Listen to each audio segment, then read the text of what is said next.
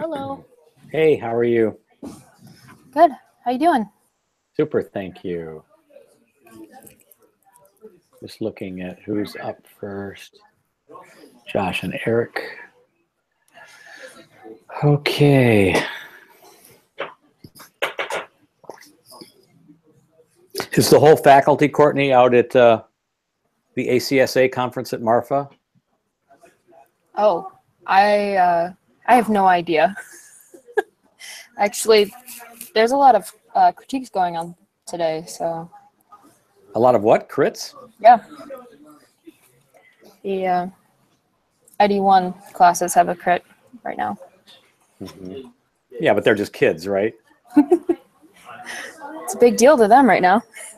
It's like their They second got a long way to go. crit. Yeah.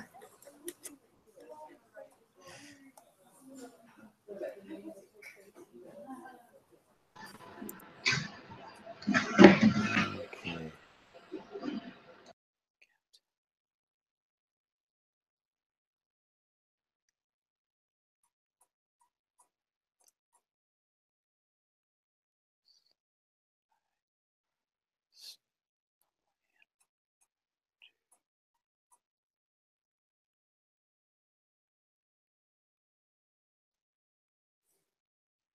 Okay.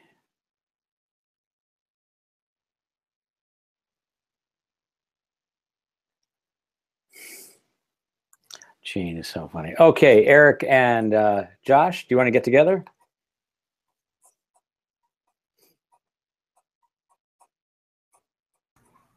Yeah, sure, that's fine. Just let me open up my stuff here. Cool. So if we were here Tuesday, we don't need to be here until ASH lectures. Actually, yeah, you're welcome to audit, but I'm going to do reviews with Josh, Eric, Lynn, Paige, Nancy, and Andrew. So I'm targeting like an 8 o'clock call Ash time, and we'll go from there, okay? Sounds good. Okay, thanks.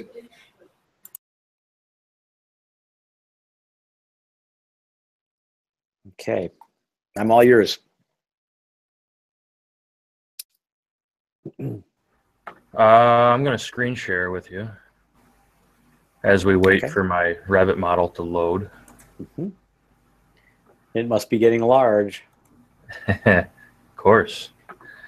Okay, and right now I'll show you just kind of something I was working on over the weekend. I had developed, first of all, I was starting to work on the presentation, however that's going to happen.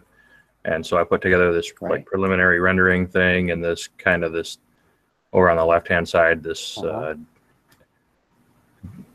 name and whatever. And then on the next page, I had like an upgraded title sheet, right? Yeah, just kind of something that's not on a title block. Right, but like it's an upgrade from that. Right. Which I appreciate. Right.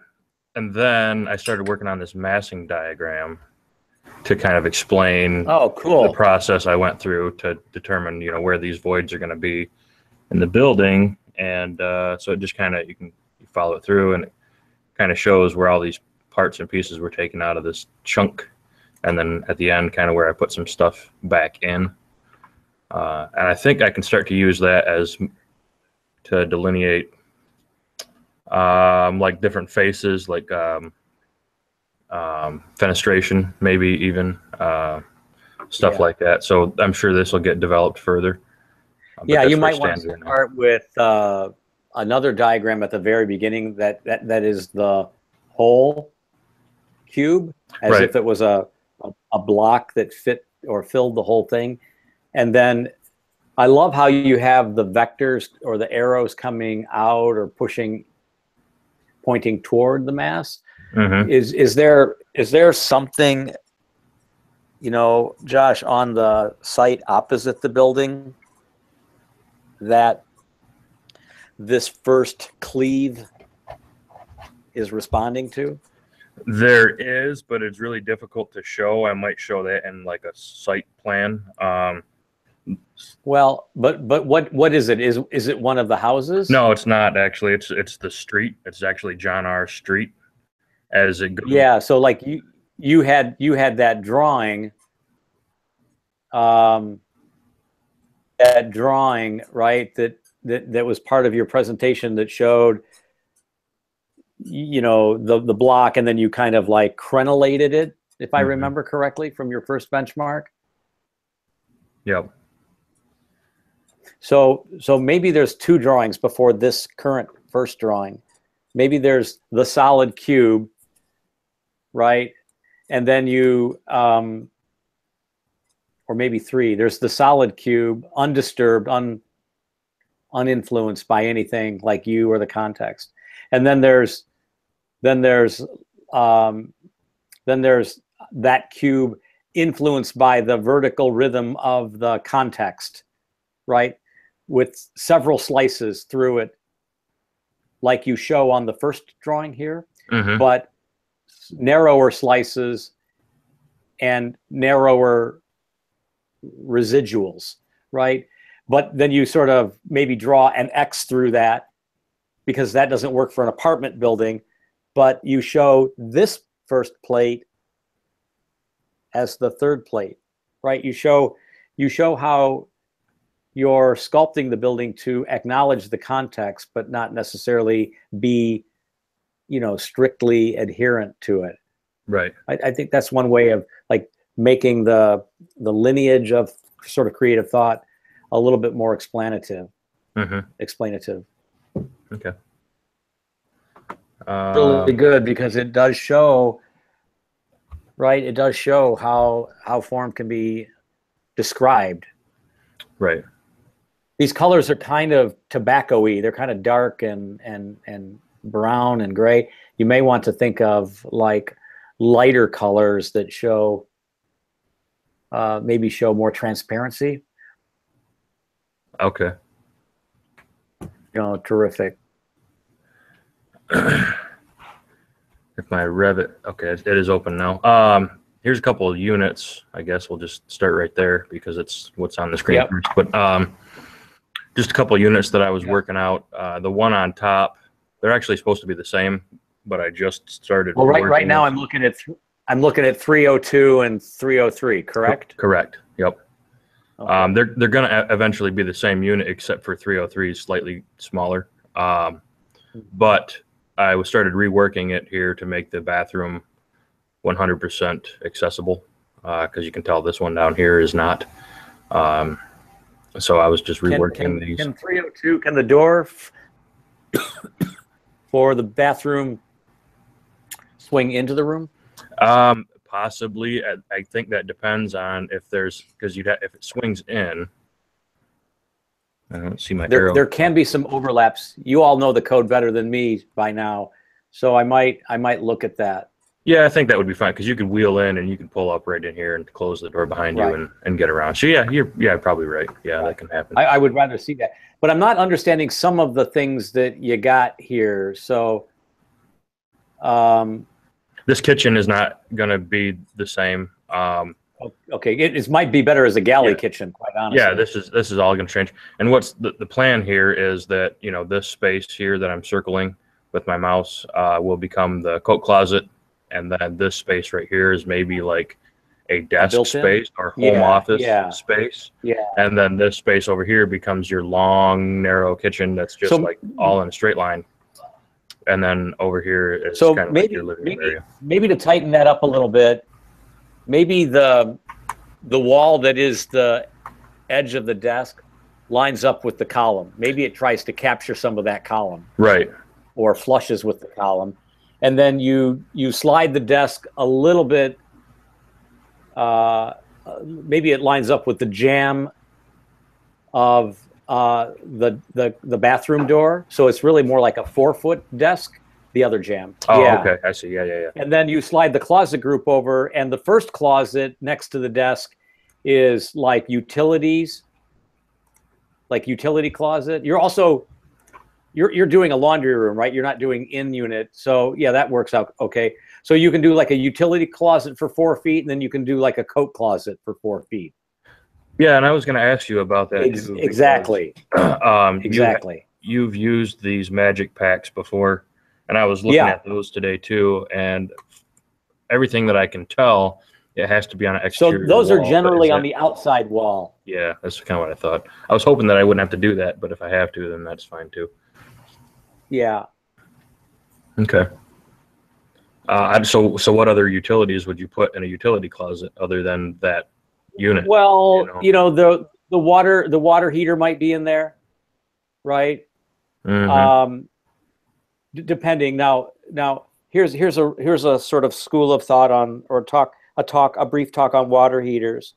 For a for sale product, which this is not, but for a for sale product here in Detroit, probably even more so in Flint, probably not the case in Ottawa or Portland or New York City, where everyone is a lot hipper than we are. But in a for sale product in this area, we're gonna probably have owners and developers to say, I gotta have a traditional, gas fired or electric water heater tank. When my homeowner comes in and they open up that closet door, they got to see the water heater, just like the one they grew up with. Mm-hmm. So that's why that's usually the case in a for sale product here. But this is probably all an electric building for you: electric range, electric water heater, electric washer and dryer in the units, or in the common area. So what will likely happen is you can get away with like an InstaHot, like wall hung water heater that looks more like an electrical panel than it does a round tank. So those are options too, and you all may want to look at that because they minimize the footprint in a utility room. But that utility closet is also the place where you have your Hoover or your Dyson. Sure. Your Swiffer. For you, Josh, probably your hockey stick. That kind of stuff. Right. Stuff that like put out or stay. Mm-hmm. Keep out. Okay. Along with, and it could be kind of like the Costco closet, if that makes any sense. Right. Right. When you do a Costco run, then you can like put things like that in there. So that's an option. Okay. Over here on the side, you'll see this black wall with window units in it, and then it's got a P20 next to it. That P20 is a label. It's just for myself right now, but that's telling me that this wall unit, this block, is 20 feet long. And then you'll see how that's arrayed: 20, 20, 20, 20 here, P20 here, P20 over here, and how that becomes. Oh, that's pretty sweet. Yeah, there's kind of like a logic to it. Right. And then this unit here is P19 because this wall is only 19 feet because of the way things lay out. So because it dovetails. And then this one over here is P16.6. It's on the end. It's the odd one out. Again, odd one here, just to make the enclosure happen. But I'm trying to maximize these P20 units because I figure if we can build 500 of these things and sheathe it with that, they're all the same.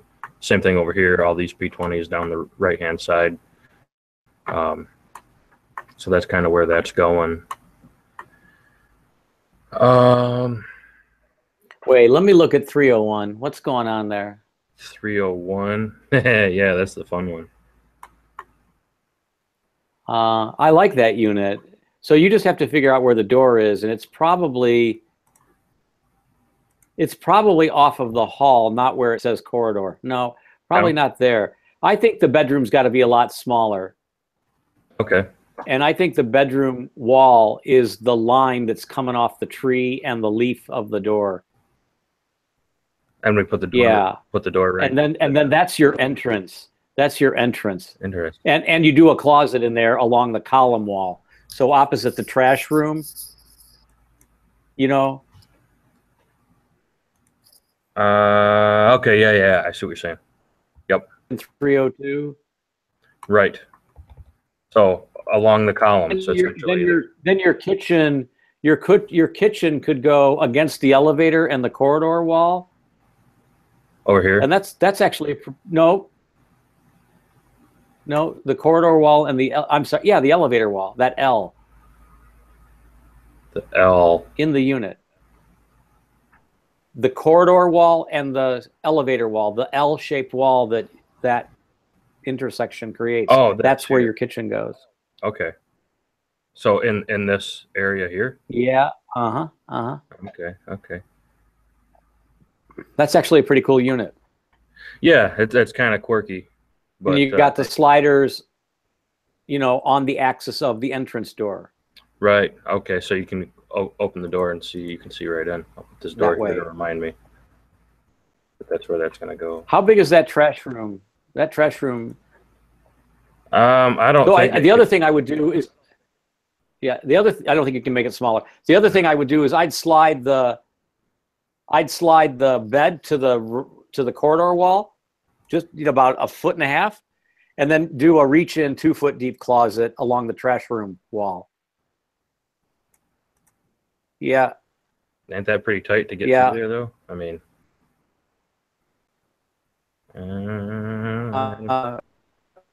Okay, but then you do a 2-foot deep reach-in closet there. Over here. Right. Right. And then what's left, you center the bed and the nightstands on that. Gotcha. Let's walk around and let me look at the other units real quick. Those are all the units I've really got laid out. I've got everything else laid out in sketch form. It just hasn't made it to Revit yet. Yeah, but they're all pretty similar. You saw 55, you saw 50 like these, and 54. Yeah, all these units will be the same, except for the living room area will grow or shrink.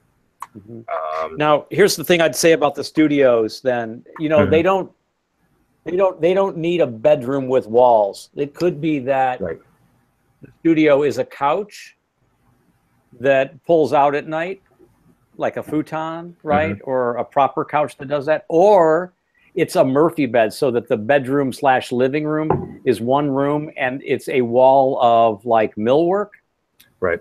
That has reach-in or door type storage, and then in a night scenario, right, the Murphy bed door is open and the bed drops down, right?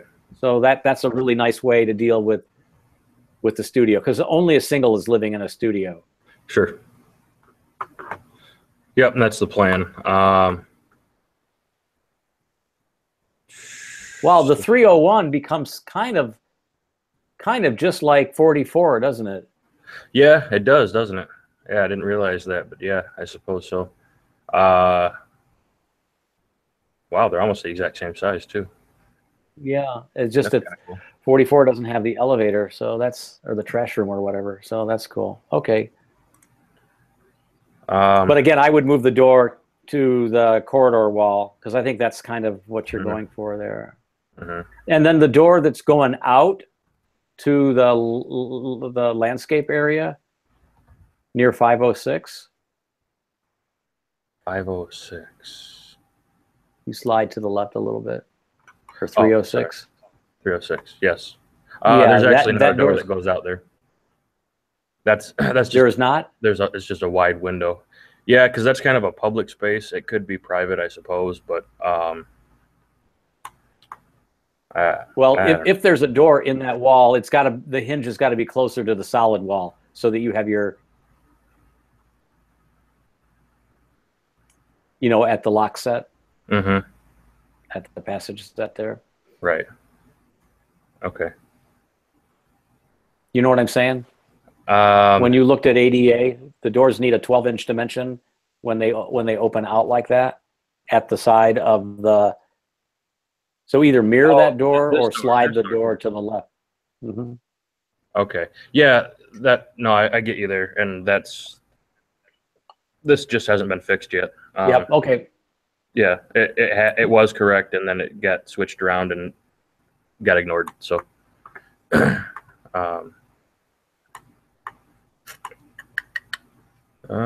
That's kind of it for this.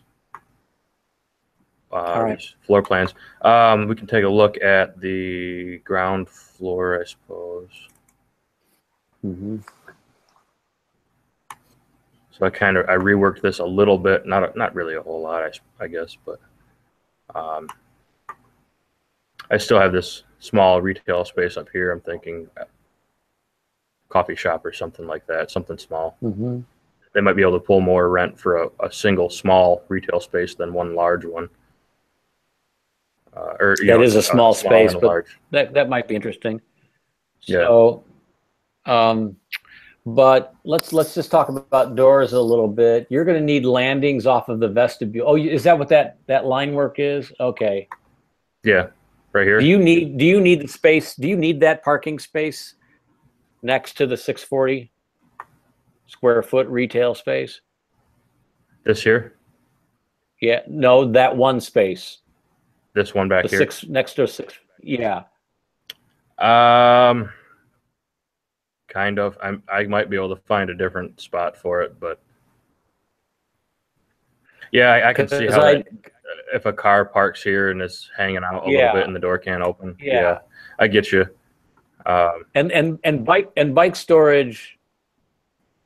You may want to have a door into bike storage from the parking lot. So my thought was that. So here's the deal. Maybe the approach is, my thought was that the landing off of the south vestibule door extends across to the 2,500 square foot retail space. So that line all the way across. So it can pick up the bike storage door that you just drew in. It can pick up the retail door and so on. And then you move the 2,500 square foot exterior door of retail toward the top. This one here? Toward that new, move that up 4 parking spaces. Yep, to that landing. So now those doors open onto kind of a raised concrete curb. Right. And then you can you don't lose any spaces because you can mug from the pump room. You can mug from the curb that you created for the pump room. Sure. Right. Yeah. So that's what I'm thinking. Okay. Meter room, electrical room. Meter room may not need 2 doors. Meter room door could swing in. Generator, so the generator, okay, that's good. Storage room is good. Yeah, this works. Actually, you know what? This makes more sense, or might make some sense, maybe to have another door right there. Yeah, I figured you would. Yeah, that makes sense.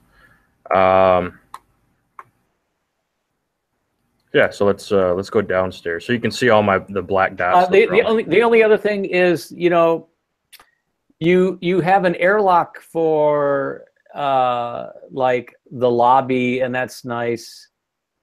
Do you? What's the difference between a vestibule and a lobby? I don't know. What is the difference? And where is the door? And where is the door that's going out to where it says setback? It hasn't been drawn yet, but it would go between right here in this bay. So that's the airlock. Yes, this is the airlock right here. Oops. Okay. Oops. Okay. So and then in the retail you have vestibules as well. I don't think a retailer would. I don't think a landlord would spring for an airlock for the vestibule, for a retail vestibule. I think they would just do the double doors on the normal skin, on the normal exterior wall. I don't think they'd configure that. Yeah, okay. Yeah, I didn't know. I thought it was required by code now, but I'm probably wrong. That I don't know. Okay. But like the stuff we looked at last night from for apartment buildings, they're not showing that. Okay. Yeah, if they're not required, then I'm definitely getting rid of them because they're mucking up my whole scheme. So,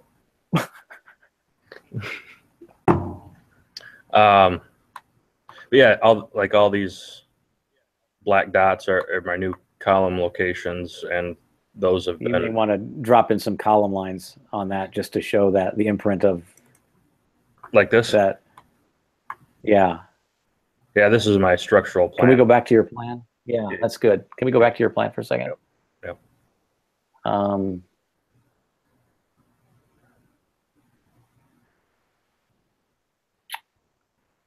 And then in the parking area, you're going to need bumpers. You know, the concrete bumpers. No, I meant in the parking area on level 1. Okay.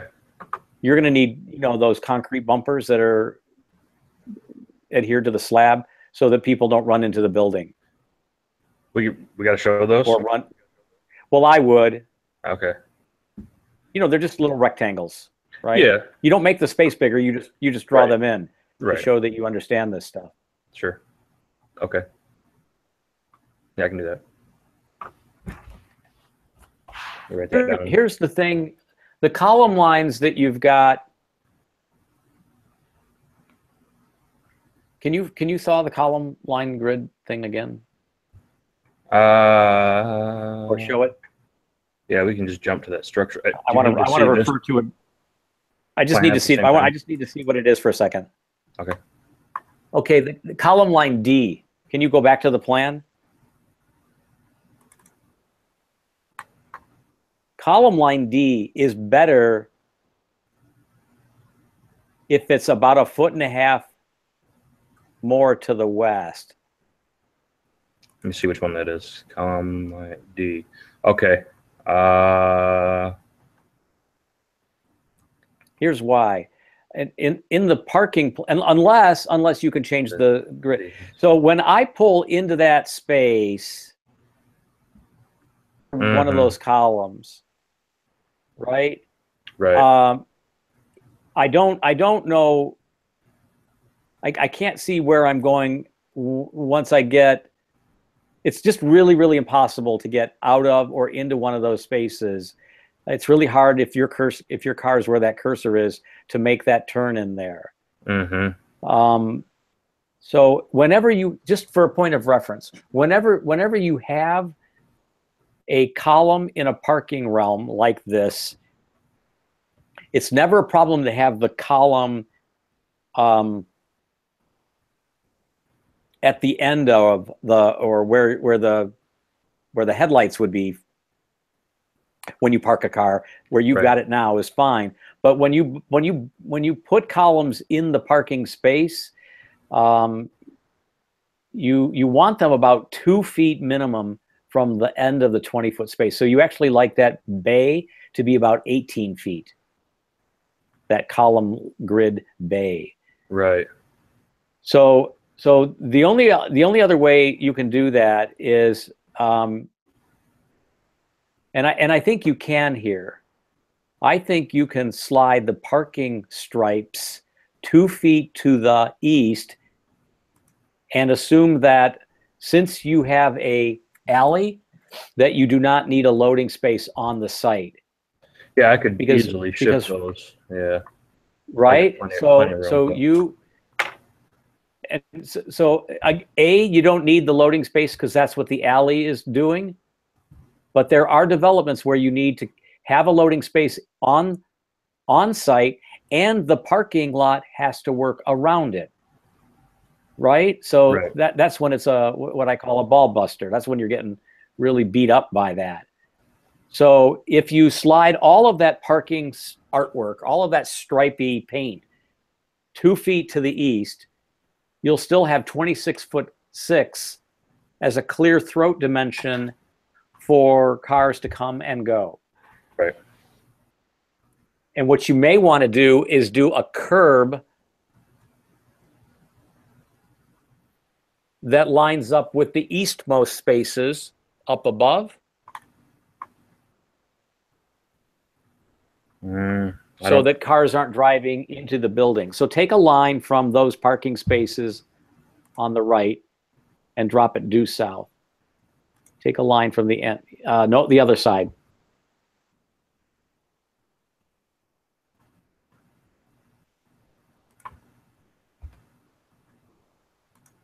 Just froze. Can you hear me? Yep, take it all the way down. No, I couldn't, but go ahead and take that line all the way down. Oh, I see what you're saying. Right, so now that's the curb line. Right. All the way down that building. Right, you chamfer the, yeah. So now the snowplow guy, you know, now the garbage truck guy has a curb to, you know, be protecting from the building. Right. That makes sense. And then you still have a good dimension to slide the paint to the east on the other side. Right. Okay.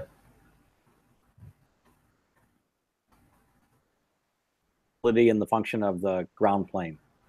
And you haven't lost any spaces, I bet. Right. Okay, let's go downstairs. I reworked all my parking down here. I lost significant spaces, but I was able to recoup them upstairs.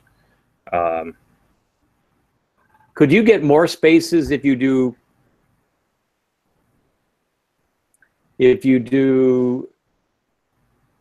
wow, that's actually pretty good.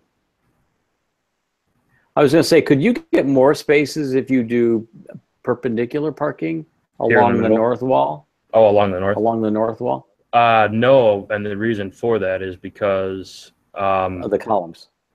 These columns here, yeah, and then if they're perpendicular, you don't have enough room to back out without backing over this curve or over whatever. So yeah, I tried that and then it didn't work out.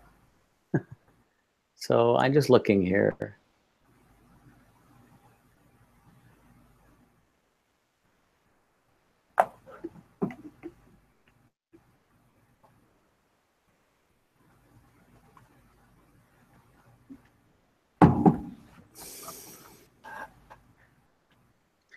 So I think it would help if you had arrows that indicated conditions that are two-way and one-way. I don't think there's any two-way conditions, but I understand what you mean.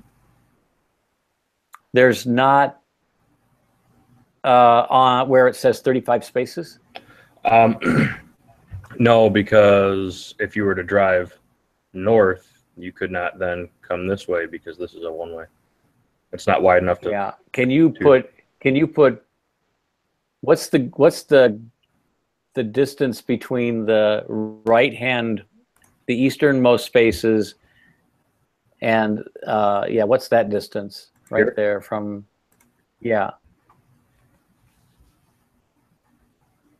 24. Okay, no, that's not enough. Well, can you do a 10? What's the drive aisle width that you need? 12? It is, but you need 24 feet to back out if you're in a perpendicular parking spot. Yeah. Because I was wondering if you could get, well, you have enough spaces, right? You have 35 here. Do you have 15 upstairs? Yep. Oh, well, then let's leave it alone. Sounds good. So you know how on your stairway you have that diagonal line that shows the riser and treads running up and getting cut by the plan? That right there? Yes. Your speed ramp. Oh, yeah, okay. Good point. Right? Because it's the same kind of thing. Right.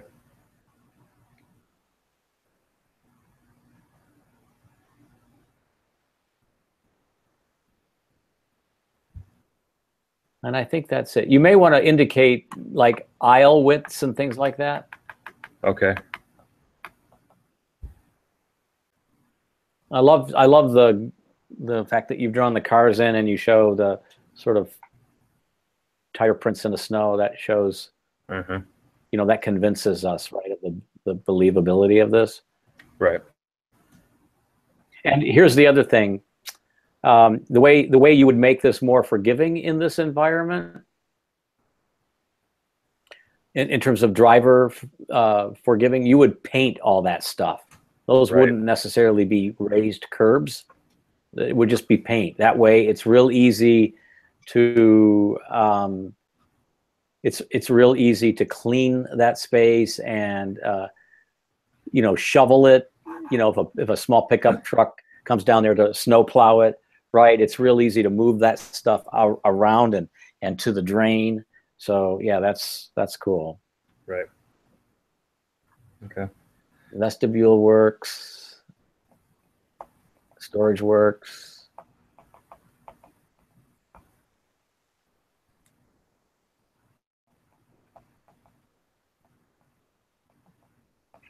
You might be able to get some storage under the ramp near those two spaces.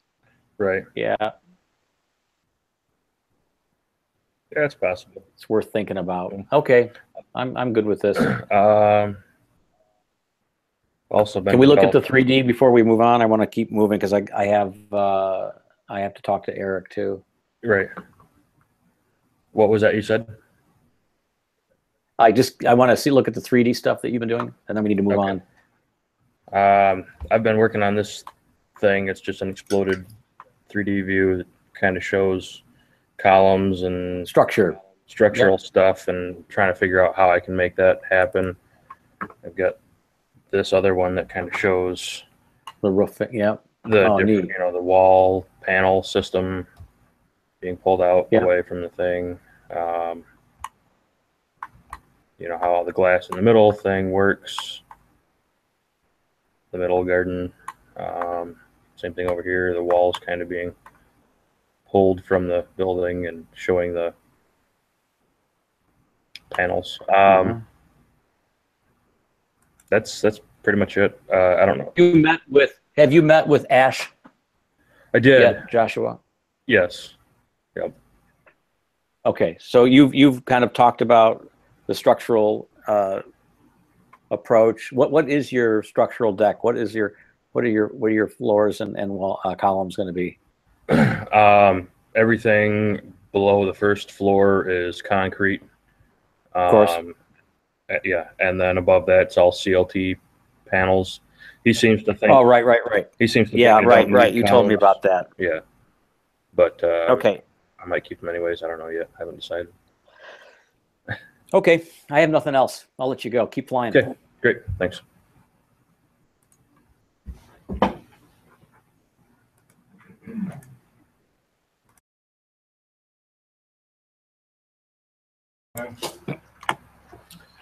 Cool. Okay.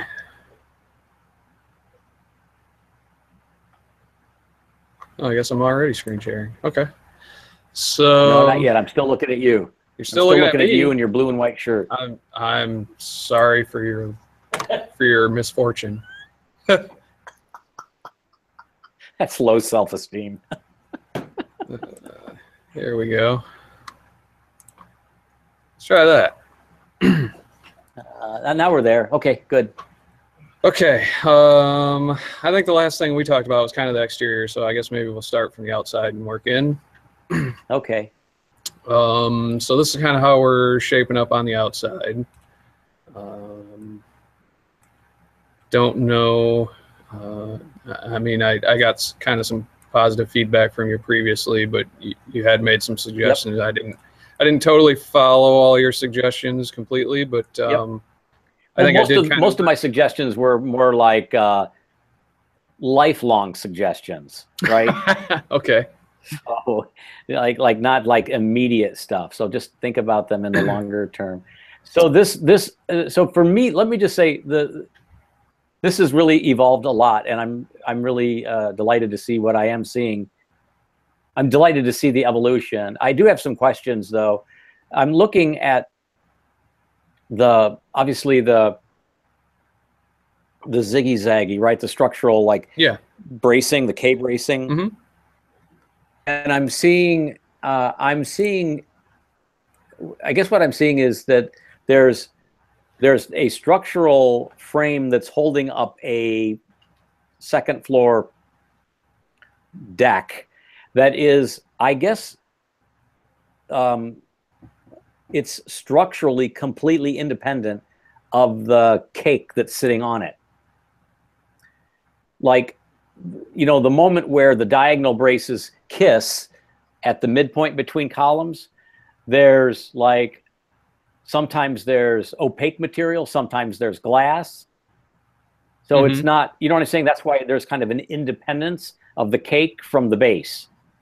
And I just want to be, and similarly, the vertical columns that hold up the diagonal braces also kind of appear in both moments, right? Where it looks like if the column continued up, there would be a window, a column behind the window, or maybe not.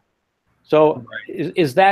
Is that a correct read? Is that, and if that's the case, can you talk a little bit about why it wants to be a cake on a base? Actually, no. I'm kind of thinking that these columns are going to be continuous all the way up through.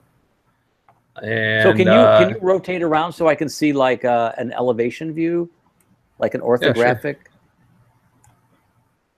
Maybe I'm just not seeing it. I do have to get this lower piece here to line up with the actual columns that I'm putting in place now. I talked to Ash yesterday afternoon, and some things are being shifted around. So okay, but the intent was that these columns will be continuous all the way up, and the curtain system here, the windows for the units will be transparent, but these other panels will be translucent or an opaque panel, like a spandrel panel. Oh,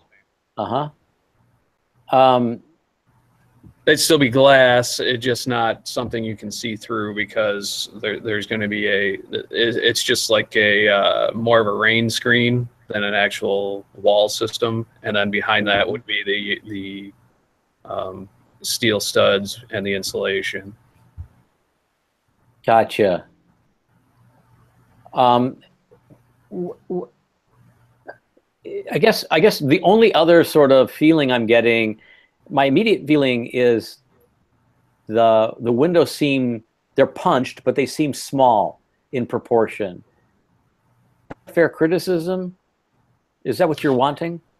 They do kind of seem small, but you know, I've got them 18 inches off the floor, and they go all the way up to 8 feet. I mean, I guess they could go another foot taller, but I'm not sure how to make them feel larger without.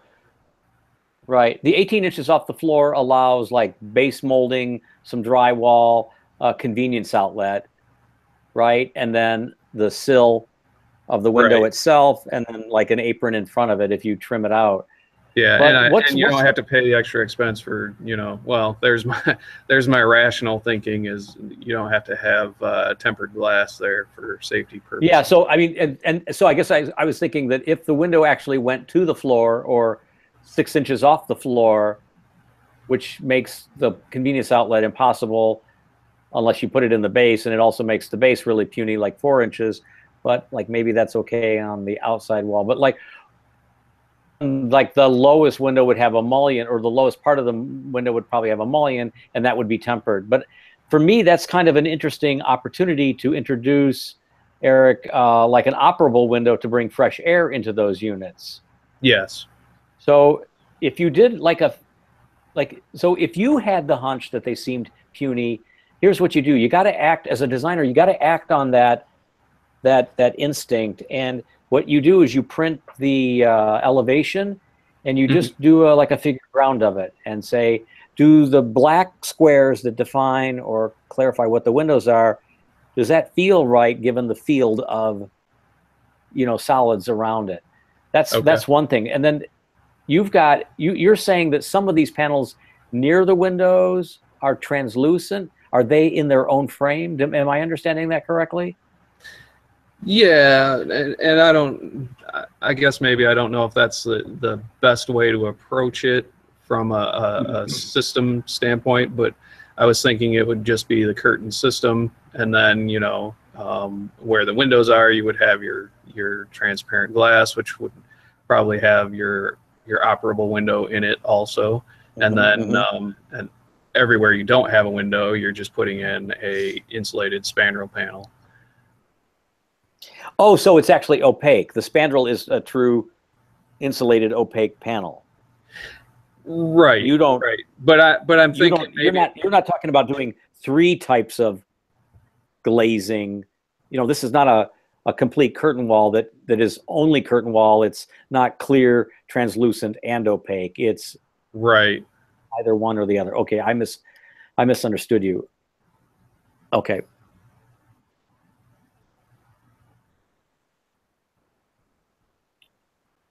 So maybe another way then, if you want to preserve the 18-inch offset from the floor, Eric, can you at least look at the possibility of doubling windows wherever there are windows, like doubling the size of them? Sure, yeah.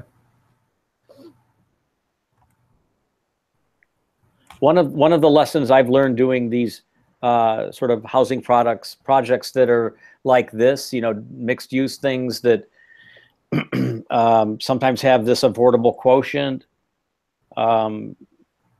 is that if you just like try to be an overachiever in terms of windows and window proportions, it generally just works better. It creates a more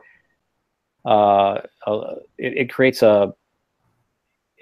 a really positive impression on the street, because you lose the Hampton Inn aesthetic, if you will. And you also kind of give the individuals that are on fixed incomes a real sense of luxury, right? Really, just for the cost of another window.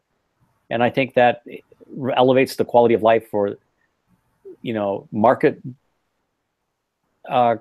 clients and, affordable clients. Okay. So I would look at that. Sure. Alrighty. Yeah, and I mean, I don't really know what. There's not much to see back here. So look, the stairways. You have 3 stairways. Just 2. So can I look at the plan again, real quick? Sure, absolutely.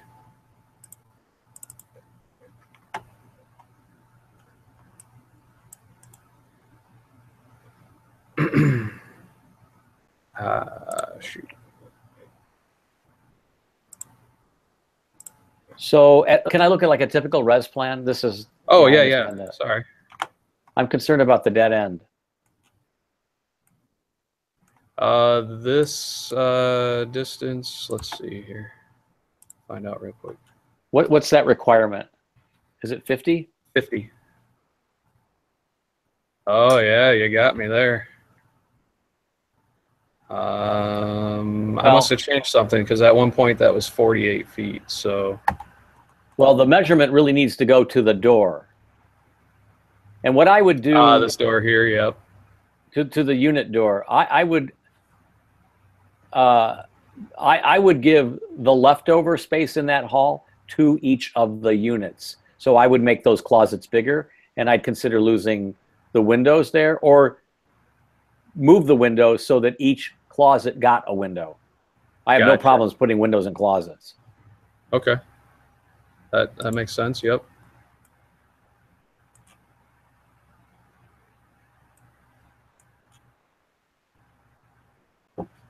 That's what I was worried about. Now, then, is the center stair, Eric, the only one that goes to the roof, which is why you have the hi-hat, the one behind the elevators? Yep. Okay, Can we go back up to the roof? Sure. You want to see a plan? No, I just want to see the 3D thing again. Gotcha.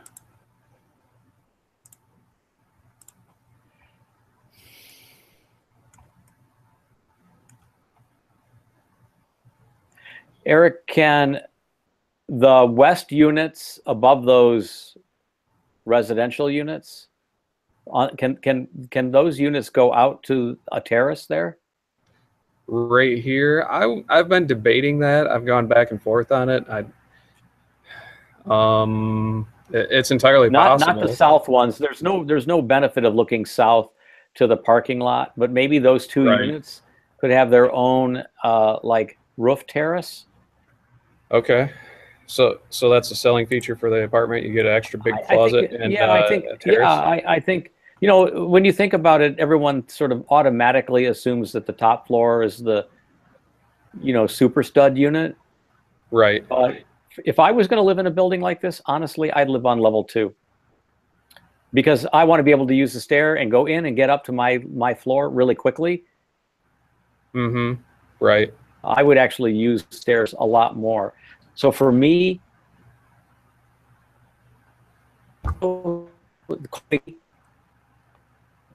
but all in a house, right? Never in an apartment. So that's kind of, and I just love being able to look out the window at the second floor and seeing the trees and the tops of the trees.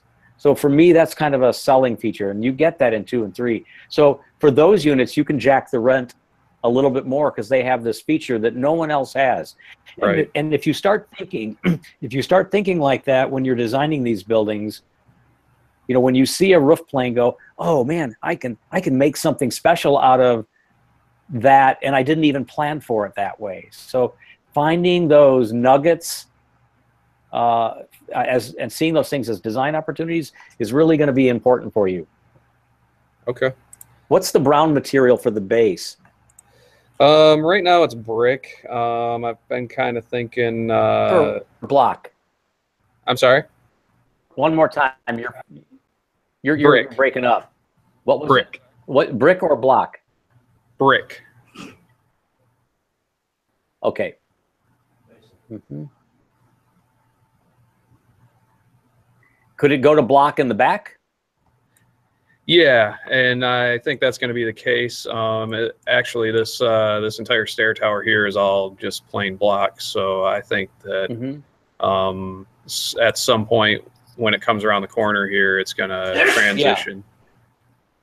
And then what is the material that's opaque on the residential floors? What is that product? That would be like a metal panel. I'm thinking zinc. I kind of like the tone and the color of that. So like a Rhine zinc? Yeah, yeah. Maybe look up Rhine zinc online. Okay. A couple of things. Just one more thing before I let you go. The horizontal line work is kind of as you're marching around the building, it starts to lose. The datums don't line up. Yeah, I know. I'm looking at this. I got to line some more stuff up. I didn't get all the way around the building, but all around the front, everything's lining up. But yeah, you're right on the backside there. It doesn't. But the intent is that it will when I'm ready to show it to you in a week or so. Say that once more, please. The intent is that it'll all line up when I'm done. But yeah, you're right. Okay. Yeah, I just wasn't sure. Where it doesn't. Okay. Can we look at your parking plan real quick? Yep.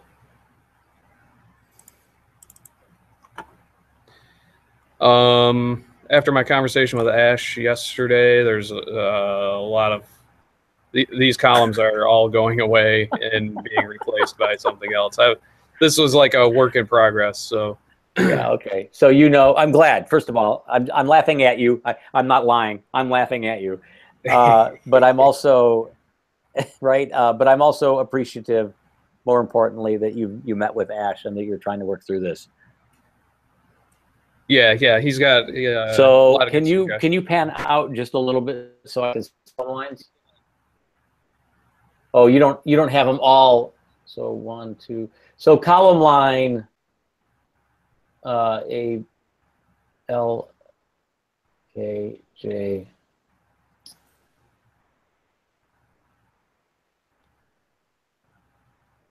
Column line I guess. I don't think I have an I. There's a 1 here. But that's a 1. J. No, you have. I didn't use I because it looks too much like a 1. Oh, okay. Well, it's the. Oh no, it's C. Column C.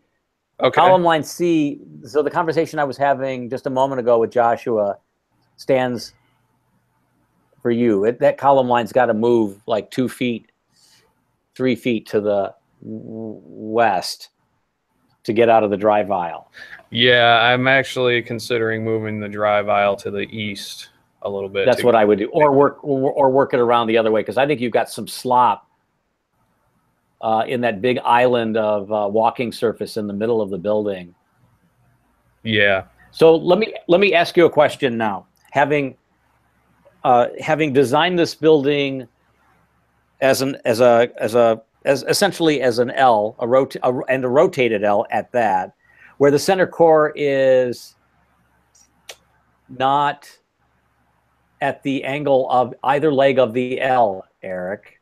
Uh-huh. Are you kicking yourself? Yeah, I probably am. I do really like the way that it laid out for the lobby and everything upstairs on the first floor, but it really has made a lot of other things difficult. Yeah. So that's the takeaway I want you to have. I want you to realize why. I want you to recognize that when you have these strict geometries in small places or small sites like this one, the first move is never to rotate a core like that to be a counterpoint to the normative geometry that's around the site. The first rule is to work with that geometry, not be a counterpoint to it, because you'll run into these problems as you continue to move through the design. So that's the thing I want you to resist next time. And when you do things like the rotation like this, you do it in things that people can actually, in a meaningful way, Eric, experience. The stairway and the elevators ain't really that, Right. Because the stairway is kind of it's an exit stair. No one uses it. The elevators, they're closed in. No one even knows where you are once you're in the elevator. You don't know how you're relating to each level that you're passing by, or, you know what I mean? Right. So the decision to move and rotate that piece is also problematic, because insofar as it created problems down the line that you can't solve. So next time, I would resist that, for what that's worth. Okay. But I'm glad you're honest with me about it. Okay, is there anything else I need to look at? I don't think so. I mean, this is really just a lot of that messy process of, going around and cleaning things up. So I do love Rhine zinc. I do love a zinc exterior. I love the luster of it. It's expensive, but it's really beautiful. And when you start to get into the specification and the detailing of it, particularly with the wall section, you're going to need to determine if it's a dry joint scenario, like a rain screen, or if it's a wet joint, so that it's actually like a drainage plane, right, where the zinc and the silicone is, so that when water hits it, it drains off. Right. Yeah, I've been looking at a panel called built by Dry Design. Dry Design's excellent. Yep. So that's kind of where that's an option for you. But let me just say that the metal panel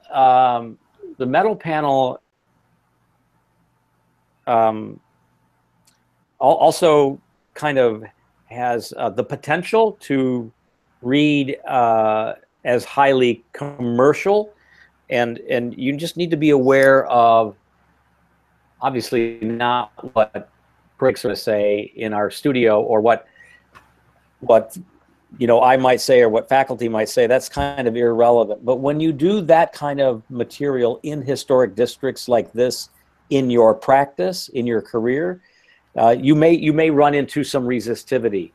And the reason that it's potentially problematic in a building like this, in a store, is that you've wrapped the whole building, which is a very sort of extruded form, right, with not much surface modulation. It's more like a taut skin. it's more sculptural, right? It's more rudimentary in its architectural formal approach. So when you skin it with a taut material that has no texture, just luster and temperature, it tends to be read as a commercial building. And so you become open to that critique. And I just want you to know that, right? Sure. Not saying that that's a problem here, but if you become concerned about that within the remainder of our semester, then let's talk about it, because there are other materials that you can blend with it that maybe become a counterpoint to it. Okay.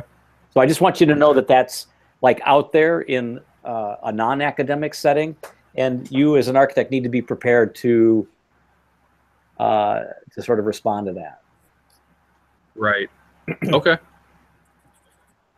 Very good. Cool. Thanks, Eric. Thank you. Mm-hmm.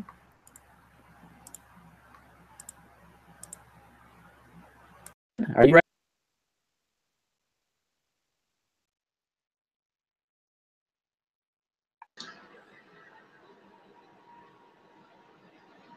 Are you ready, Lynn?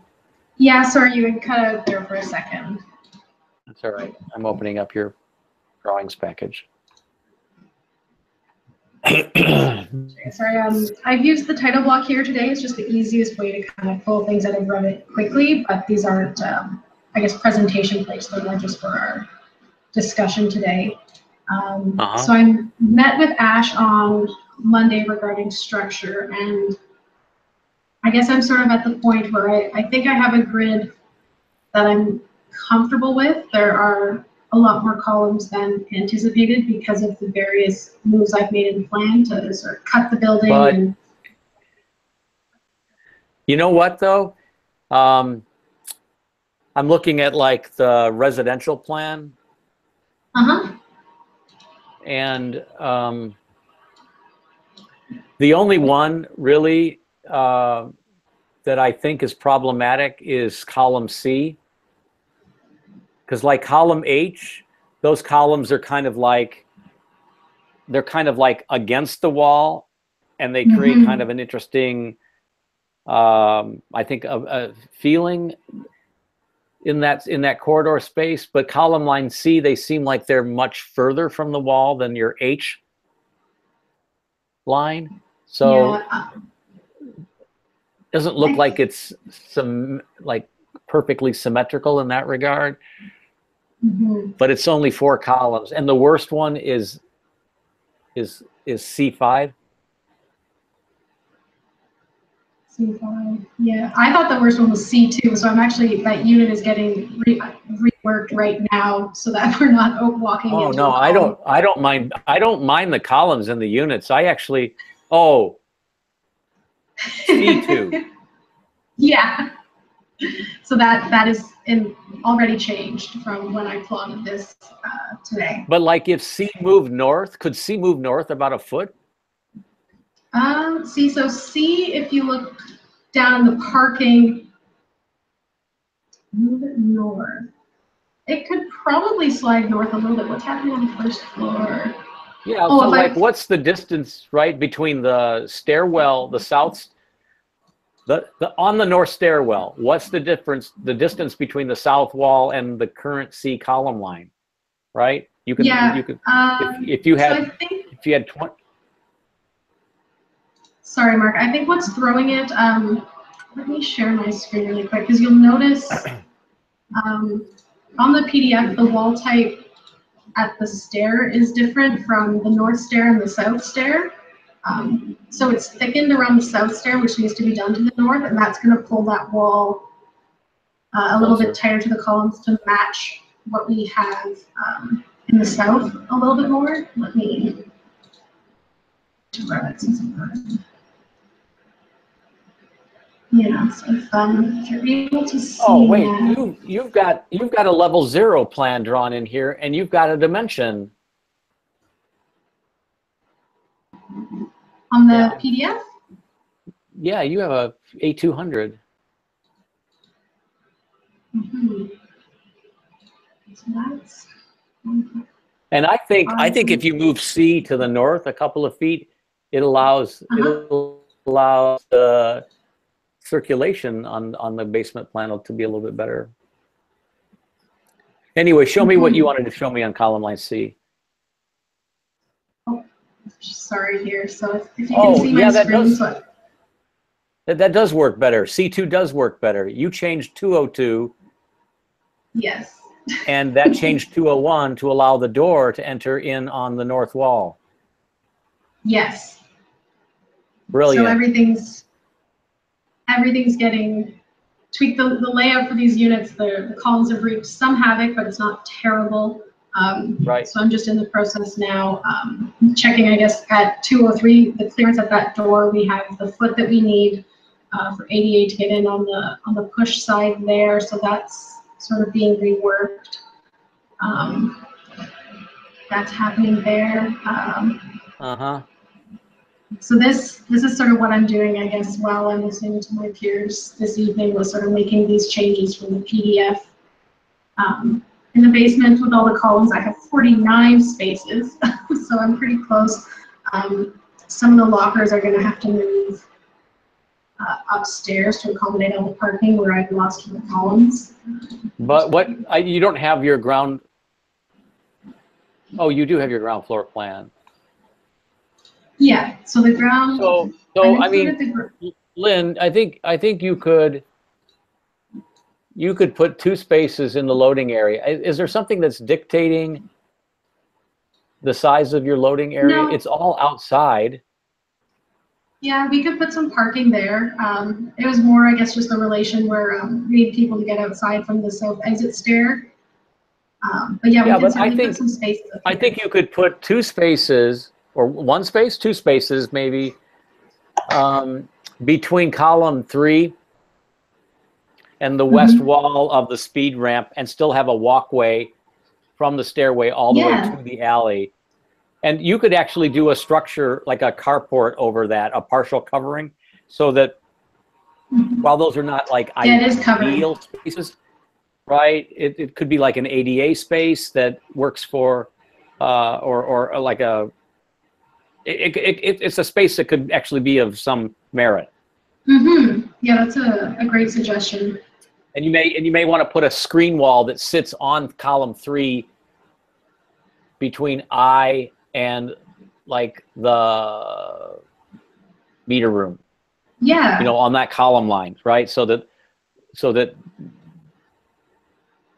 guys that are delivering and trash and all of that stuff isn't like looking at a car that's parked there, or that car is protected there. No, that's a great idea. I like that a lot. Getting back to C and looking at the plan that you just shared with me, I don't think moving C north another foot is going to hurt you downstairs. I don't think it's going to hurt you in the. I know it disturbs the beauty of these 20-foot dimensions that you've set up, but from the elevations, everyone's going to see them as identical, as equal. I'm looking at A200. Yeah, I'm looking at A200. And you know, when you come down the ramp and you head east, right, you show a dimension, right, at column like 3, you show a dimension between C and the clear like parking realm. That dimension would grow in a northerly way, and that's what I'm talking about. And I think that would help too. It would help it there, and it would help it in the hallway upstairs. Yes. Perfect. I will adjust that. But I'm not. So I'm not understanding the parking spaces along the storage lockers along 3. Aren't they going the wrong way? Those 1, 2. You would have to back into them, or they need to flip. So you guys must do that over in Ottawa. Yeah. And we're trying that here, but I think people are getting killed. And I think in this space, I think in this building that's okay. Yeah, I'll see if I can keep them. I'll flip them and see if they all fit between the column bays, and I'm sure they won't. A column at 3 is going to screw it up. Mm-hmm. Well, if I'm putting a couple upstairs, if I lose one in here, that's not terrible. Yeah.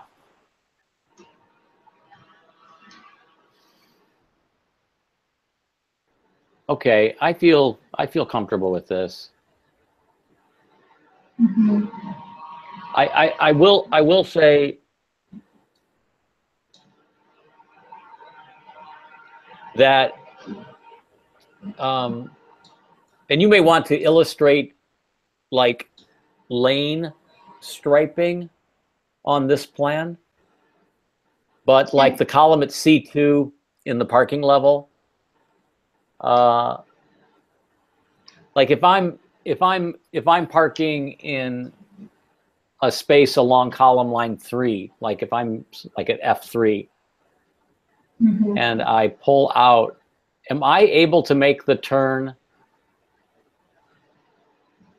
to go up the ramp? Am I able to make that candy cane turn?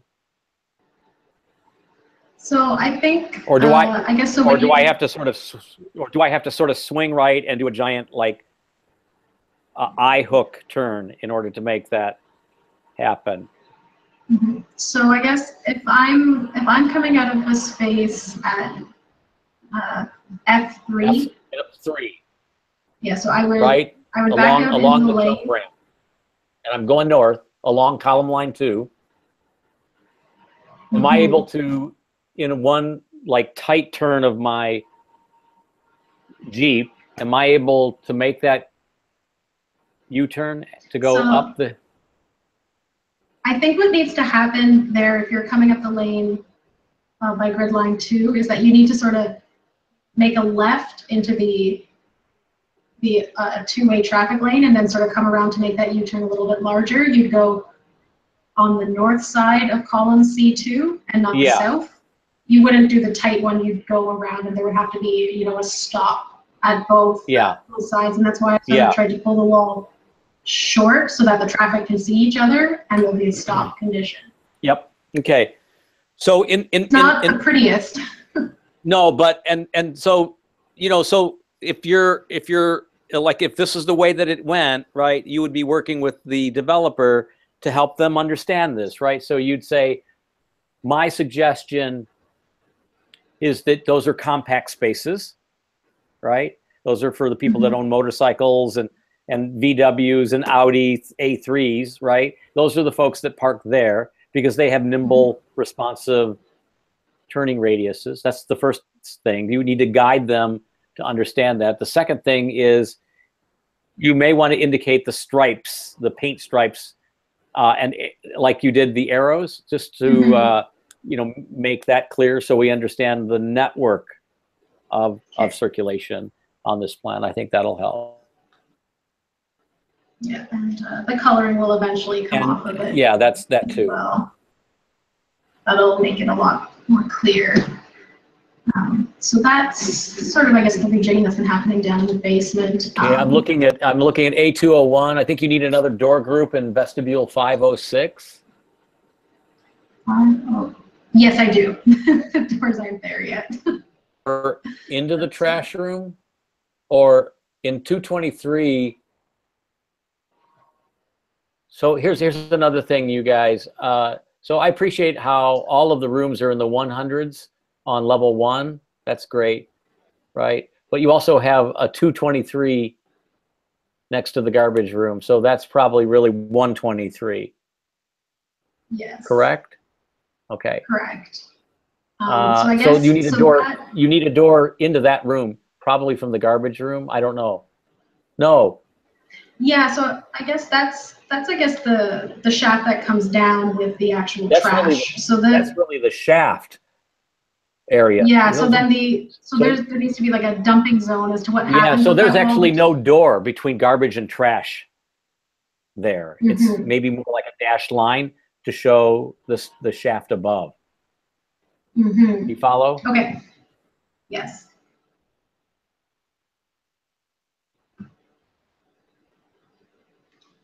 So that's where everything comes down. I flipped building management and the bike storage like we had discussed last week. Yeah. And I like this arrangement. Yeah, building management would have like a conference room and an office and a reception area. You don't need to delineate all that wall work, that line work. But I think that looks believable. And then can we screen share your units again? Yes.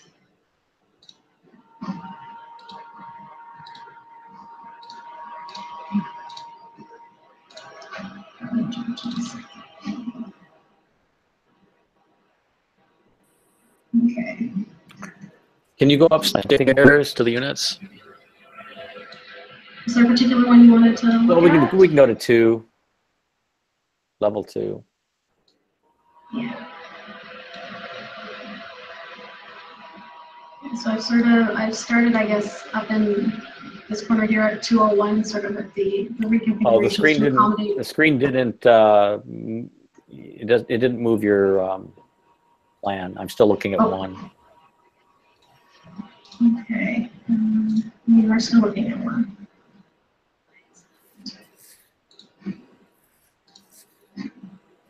I'm sharing the PDF. Sorry. There we go. Can you see it now? Yeah. Can you zoom in a bit? Yeah. I just want to make sure some of you guys have been,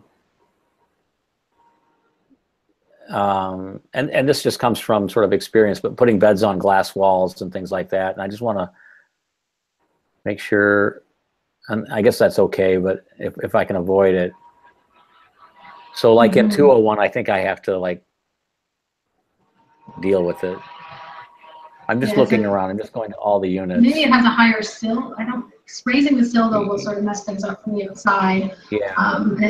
Do we take away the view or? 205 is a nice unit. Yes, it'll be very nice. Yeah, I'd take that one. Double balconies, corner, bedrooms on the corner. The only problem with that one is that it's a hall bath, but you know, this is what you get in this smaller product.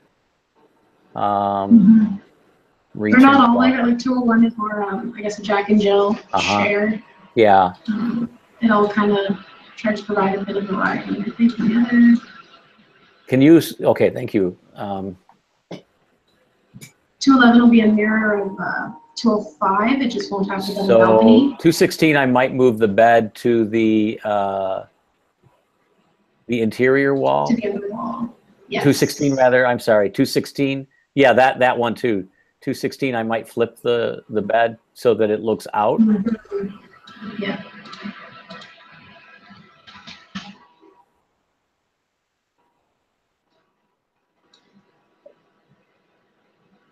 The closets are good. They're a nice size. The bathrooms are good.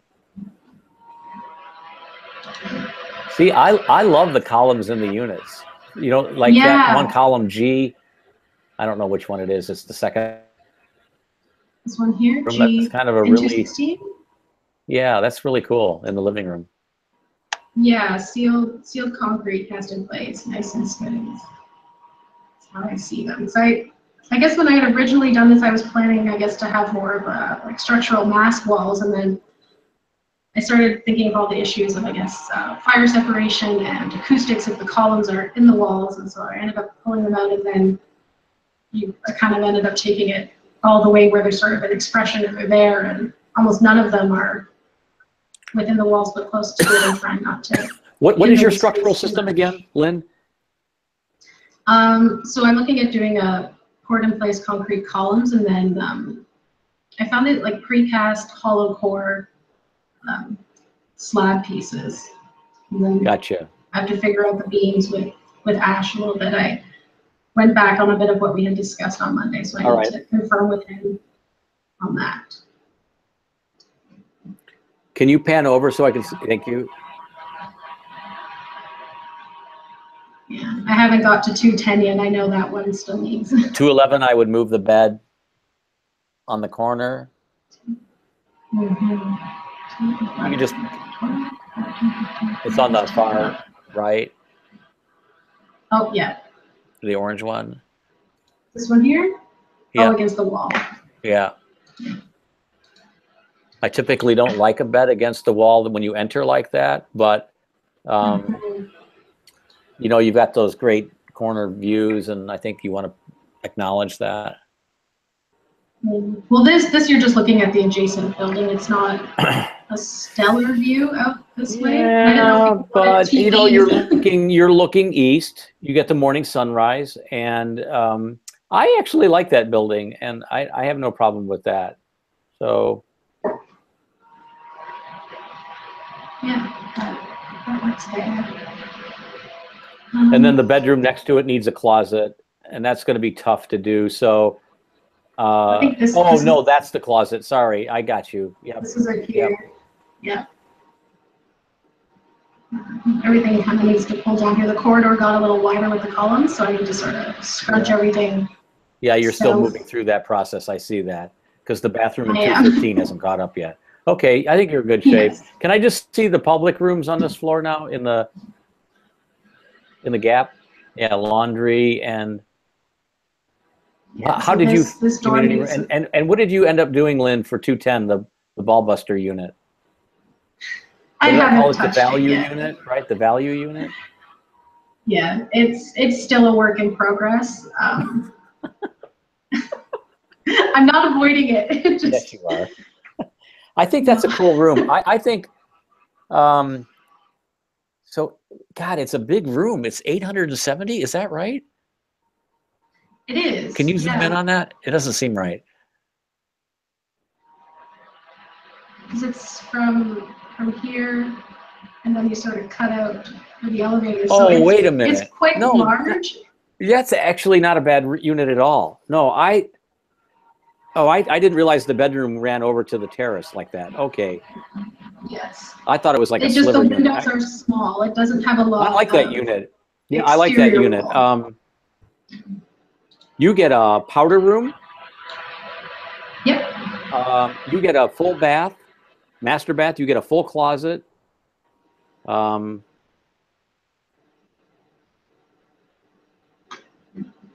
then living down at the end. So can you zoom in on that one for a second? This is actually a really good unit. Push it up a little bit more, because. Okay, how can I? So the master bedroom door should slide to the right, 4 feet. So right. Yep. Just work with me. Just do that, and I'll show you why. No, it should still sit against that wall. This way? No. That's to the top. Flip that door around, let it rest against that south wall. Yep. Okay. Now mirror it.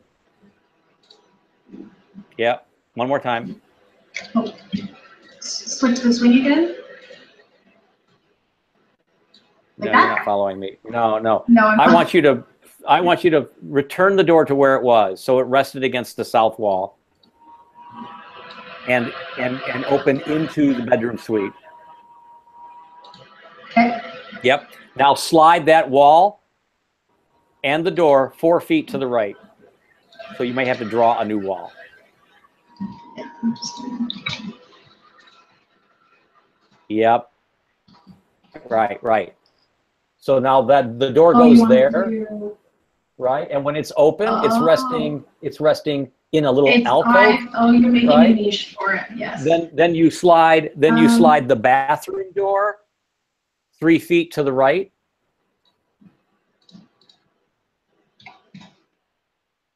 In the wall that it's in, 3 feet to the right. Yep. Well, yeah, maybe 6 inches to the left now. And then you do this to the closet. You add, so the big closet is Tracy's closet, and the small closet that you're about to draw is my closet. So you're going to do a reach in off of the hall for me. Oh, you want 2 to feet. do? Yeah. 2 feet off the. Yeah.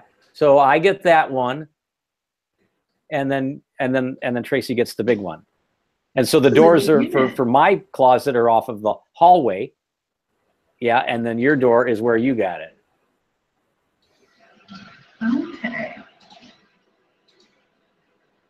Is this an ADA bathroom? It certainly has the space to be this unit. Yeah. Oh, So oops. the one thing you can do in that bathroom is slide the toilet to the left, so it's like 18 inches from the center of it is like, yeah, something like that.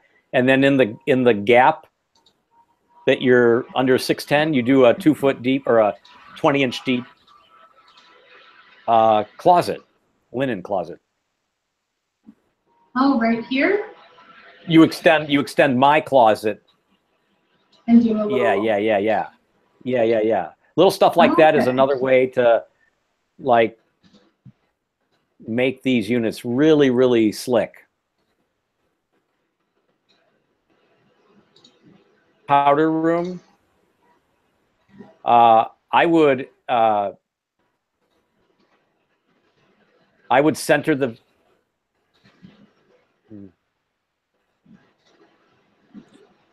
I would try not to put any toilet fixtures on the hall wall. Yeah. I would try to put them on the north-south wall. Or yeah.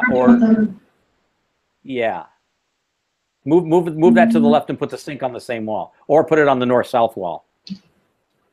Yeah. And the same thing with the tub. I think you flip the tub so that the spout is near the pack so out. the plumbing is. But then is that more awkward for getting? No, it's standard. Okay.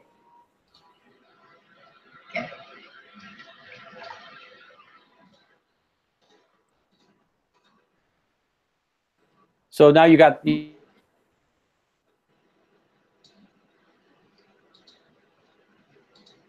thoughtfully considered, thoughtfully designed. Right? Always try to add closets when you can.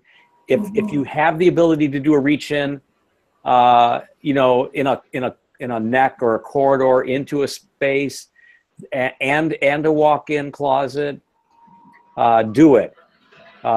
You know, that bedroom could actually be shallower. That could be smaller. And then so that my closet could get longer and your closet could get longer. Tracy's closet could get longer. Right? So little things like that, you're always tweaking them to optimize, right, the return. So stuff like that is a way. That's actually that's a pretty cool unit. It's different.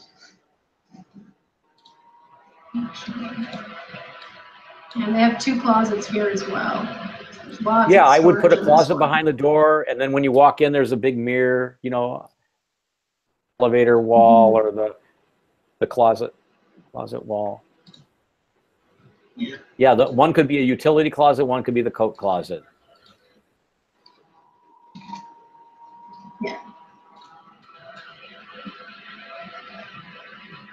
So it's okay.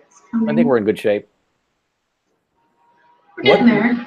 I think I'm putting the pieces back together now. Yeah. Have you moved any further on the elevations? Not since last week. No, it's been a big sort of structural push. Yep. I just wondered. Yeah. All right. I'm going to let you go. Okay. Thanks, Mark. Oops.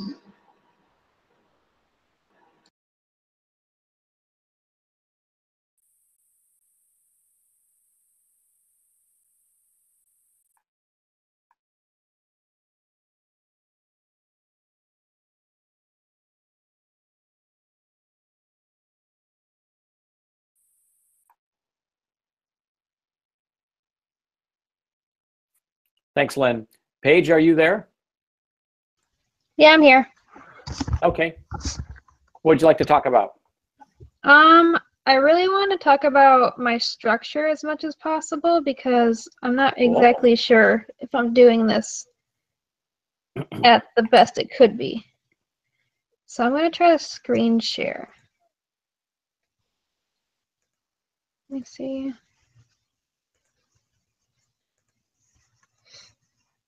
Okay, can you see my screen? I can. Yep. Yep, if you make it just a little larger, that would be great. Let me close this out.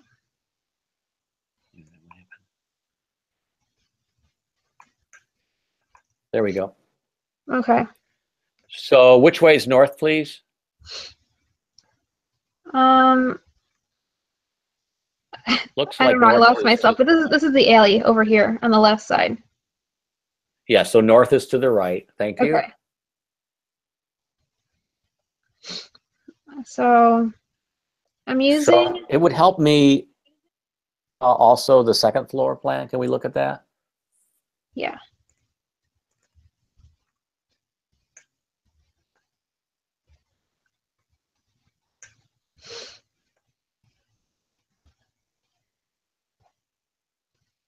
Mm-hmm.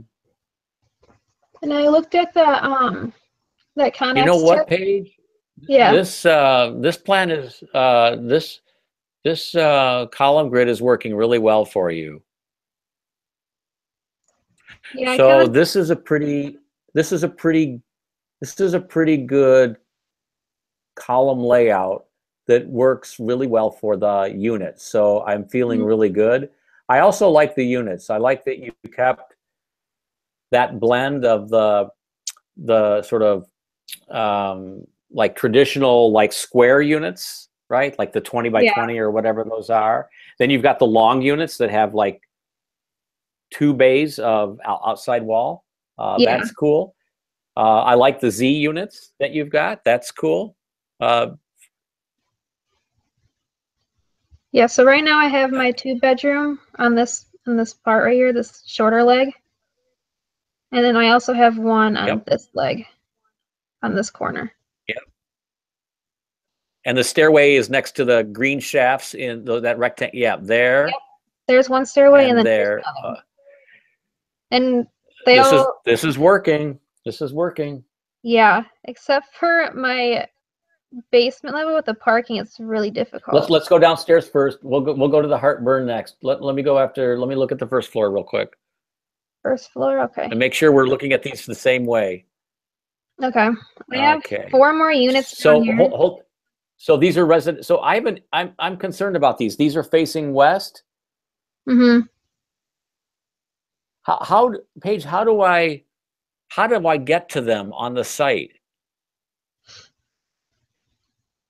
Like how would you like walk up to it? If there's the parking's gonna be over. Where's their front door? There's one over here. Where's their front door? There's one on this side, and then there's one right. But that's into a lobby, correct? This one. Yep.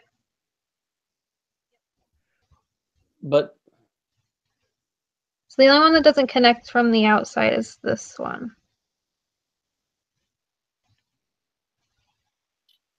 So is there some line work missing, the speed ramp, and is there like a hallway to these? I mean, what's happening? Is there a wall along A6 or A5 or whatever that is? What? No. How does anybody know where those are?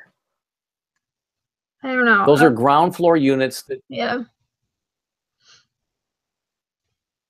I mean, I'm not damning them, but I'm just trying to understand them. Do you need them? I'm to hit your 50? Let's see. I have a total of. I have 42 1-bedroom units with them.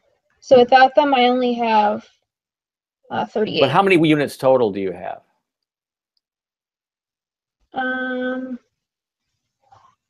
49. Mm-hmm.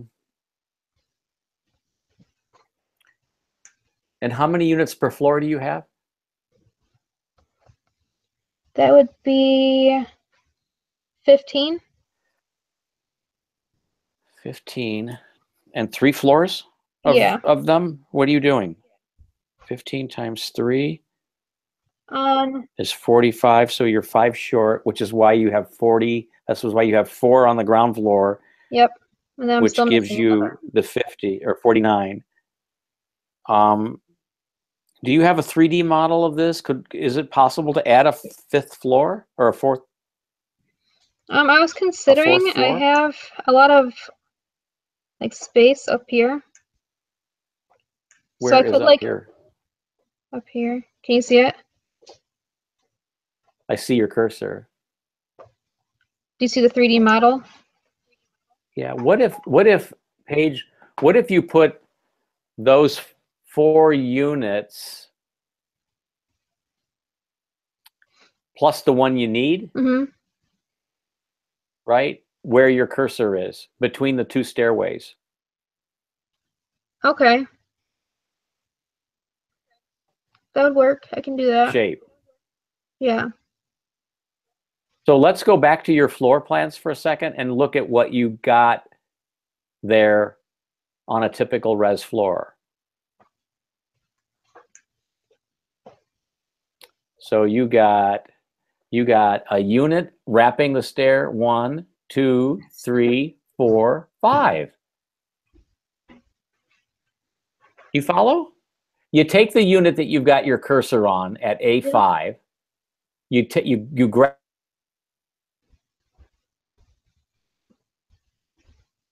You cut out. I can't hear you right now. And you bring those up to the 5th floor or to the next floor. Okay. As well as the corridor. And then the community room can go at the south end or the west end, wherever you want it to go. And then you hit the number, and then you have a viable number of units, 50. And you don't have the quirky units that I don't get those. I'm not trying to be mean, but yeah, like those units, like if you're gonna do what is called a maisonette, which are residential products that are, in a way independent of the stacked flats that you've got here, then I would only let you do those as kind of like a quasi townhouse that faced Alfred, somehow John R. So that you could walk up to them on a stoop, like a porch, and walk into the front door and then live in them and then take the trash out the back door. That's how I do those. I would only let you guys do ground floor apartments if they had kind of an urban front door. Your front doors were off of like the back of house aspect of the site, or off of a lobby corridor, which is kind of, I'm just going to say it, it's just kind of grim. Yeah, I agree. I was having trouble with those. So I like the idea of you mentioning to put them on the top floor. And then where you've got those 4 maisonettes now, maybe it's not as built up. I think the speed ramp is going to kill one of those units. And so maybe the 3 left are really part of the ground floor program. Storage, back of house, exercise room is on the street, or maybe the management office is on the street, because you got to have like office spaces for the people that work there and take your rent check and all that. Okay. I think I'd kick you in that direction. I can do that. Okay, the moment of truth. You got to come to Jesus now. Let's go downstairs. Okay, a lot of work still. Yeah, it's these stairways that are really messing me up. And then also my structure, which I want to change it to concrete down here, but I'm not sure exactly how right now. Well, it's not bad. You just don't have all of the cars drawn yet. No. Or spaces. Yeah. I'm in between trying to figure out if I wanted to do the slanted, these are at 60 degrees, which would allow me to have a 16-foot space for a one-way car drive. Yeah. But right now, with the straight, I need 22 at least. No, 20 works. 20? A 20-foot drive aisle works. Okay. Yes, ma'am. from wall to paint. And then 9 foot by 20 foot for the cars. Mm-hmm.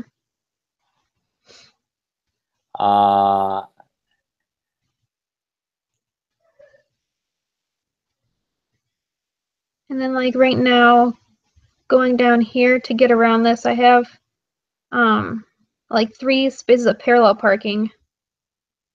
So Paige, I'm thinking that maybe the whole grain of these fishbone parking spaces needs to rotate and go north and south.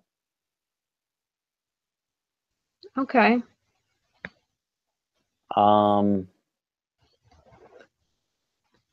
Because between the 2 stairways, the one along the east is longer, and it's impacting more drive aisle. It's impacting more perpendicular parking. But if the backbone of the fish ran north and south, like along column line A4, can you zoom out a little bit? I don't know if you have all the column lines drawn, or I'm sorry, labeled.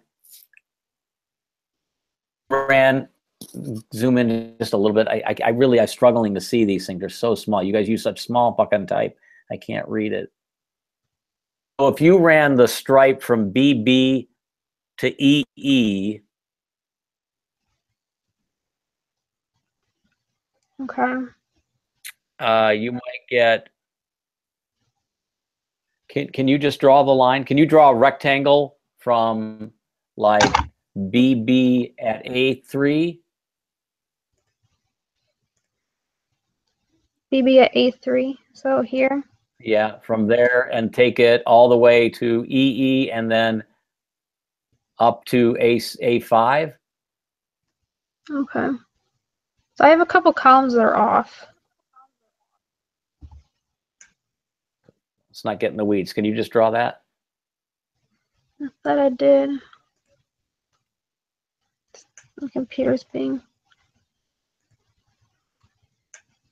Okay.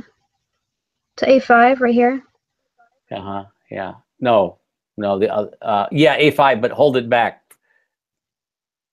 Hold it back from the stair tower, right? Oh. Well, just draw. Just actually, you know what you want to do? You want to draw a 40-foot deep rectangle. 40 foot. And what's the distance? So here's how I look at this. Offset a line from the north stairwell 20 feet. Take the north stairwell, yep. Right? And the wall that has the door in it, take that wall, offset it 20 feet, or copy it. Let's Whatever copy you like it. to do. Yeah, just copy it and drag it 20 feet to the left. Yep. So that's a parameter. That's the 2-way aisle right there where your cursor is, right? Okay. Now make a rectangle that's 40 feet deep from there to column line BB, or is that AA? BB. You see what I'm trying to do? Yeah. No, from the new wall that you just drew. This one? Yeah, I want you to, yep. Let me get my model line. It wants me to save it. So from this wall up here, and then down to here.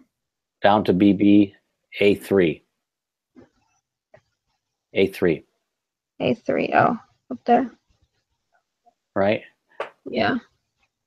Okay, now move that whole wall. Okay, leave that where it is. That's a parking line, and that's 82 feet? Yeah. Is that the length of it? 82 divided by 9. That's 18 spaces right there. Okay. Right? Yeah. So try to lay out the parking like that. And what's the gap between that rectangle and the west wall where the ramp is coming in? How much room do you have there?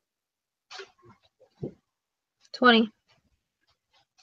Yeah, so that rectangle could move up 6 feet or 6 inches rather, right? So that you have a 20-foot. So you can do things like that. So you could drive and circulate all the way around this thing and you might be able to get more parking in this layout. The best way, I think, is to tape this down, draw like typical parking runs like you've got, and trace them and cut them out and trace them and cut them out and put them on the site plan, or on this floor plan, to see if it works. Always giving yourself 20 feet when you have these perpendicular spaces. You want to orient parking in the longest direction of the footprint so that you achieve maximum sort of yield, right? Yeah. Now here's the other thing. Downstairs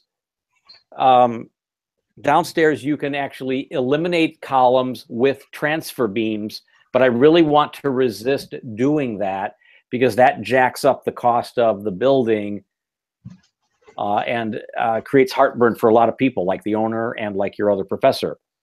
Yeah. But sometimes we have to do that. So I want to be sort of open to that. Okay.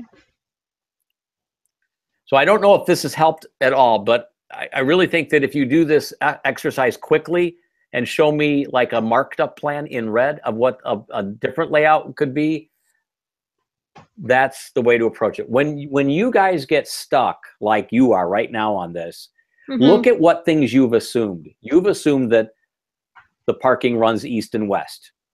Yeah. And you got stuck, right? So then flip the script. Well, you stop and you say, okay, what the fuck am I doing here? So you flip the script on your creative juices and you just rotate it. You got to like just go completely in the opposite direction, right? And say, okay, I'm going to run the parking north and south. And do I get more cars? And what kind of column interferences do I have? What happens if I park against the walls? And do the drive aisles like between A5 and A4? What does that get me? Right? That might work too. Okay. But drawing this stuff in Revit when you're in kind of fast design mode is really slow. And I think what you ought to use Revit for in cases like this is to document the solution. That's my opinion. Can you show me a layout by later tonight or tomorrow morning? Yeah, I can definitely do that. Can we go and look at the outside? Do you have any 3D again? I can't remember. This one? Yeah. And so what are you doing for the floor decks? These ones? Of the residential units? The floor, yeah, what's your floor slab made of? Oh, concrete. Is it poured in place concrete? Is it post-tensioned concrete? Is it precast concrete planks on steel frame? I'm thinking cast concrete and steel frame. Okay. Wait. So, Paige, you precast concrete and steel frame? Is that what you said?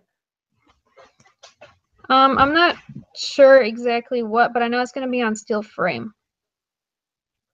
Okay, so then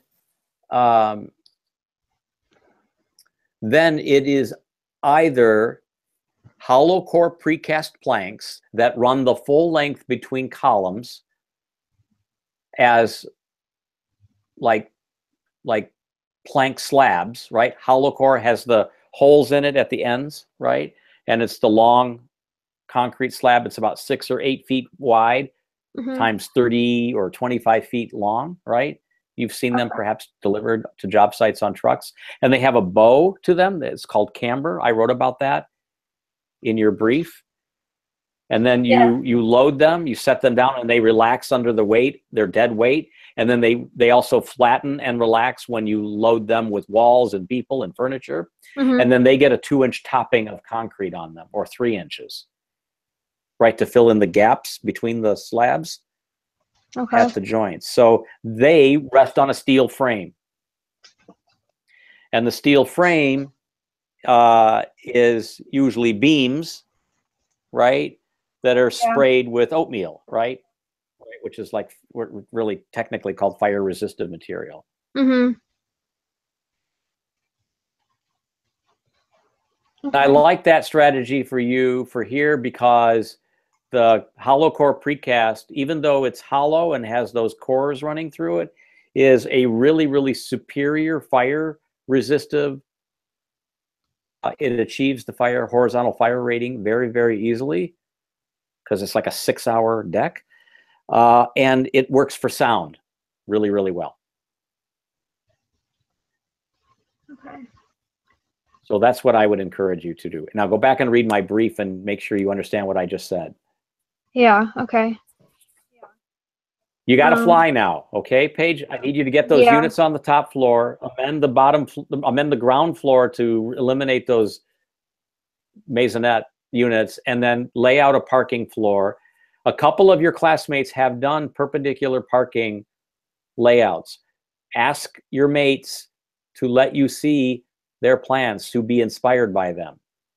Okay. Okay? Yeah. If you guys were working with me in the office, I say, Paige, go talk to Nancy. Go look at Nancy's plan. And just like let that be kind of like the apple that fell out of the tree and hit you on the head. Mm-hmm. You know what I mean? And then go, oh, now I know what you're doing. So I can do that. Right? Yeah. Because Nancy knows everything.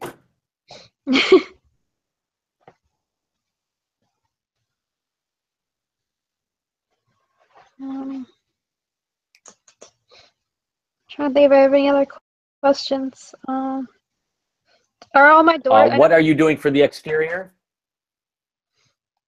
I'm gonna do mostly painted brick. So what does that mean? Painted brick. What does that mean? I have a painted brick house and I regret it. Really? You want to understand why? Why? I have to paint it. Oh. Brick is a wonderful material. It's wonderful when it's brick. Brick is highly absorptive. It is a sponge. When it rains the other day, the brick absorbs that water. It does not repel water. Mm-hmm. I'm going to say this really slowly. Brick absorbed all of that rainwater. It does not reflect it. It does not shield it. It's like me in a milkshake with a straw. It sucks it all in. Brick is highly absorptive. So the deal with brick is the wall behind the brick has a 2-inch airspace that acknowledges that when the water comes through the enclosure, through the brick, it has a place to fall in the cavity down the entire length of the wall, right? And then it weeps out at the bottom or at window heads, right? Mm-hmm.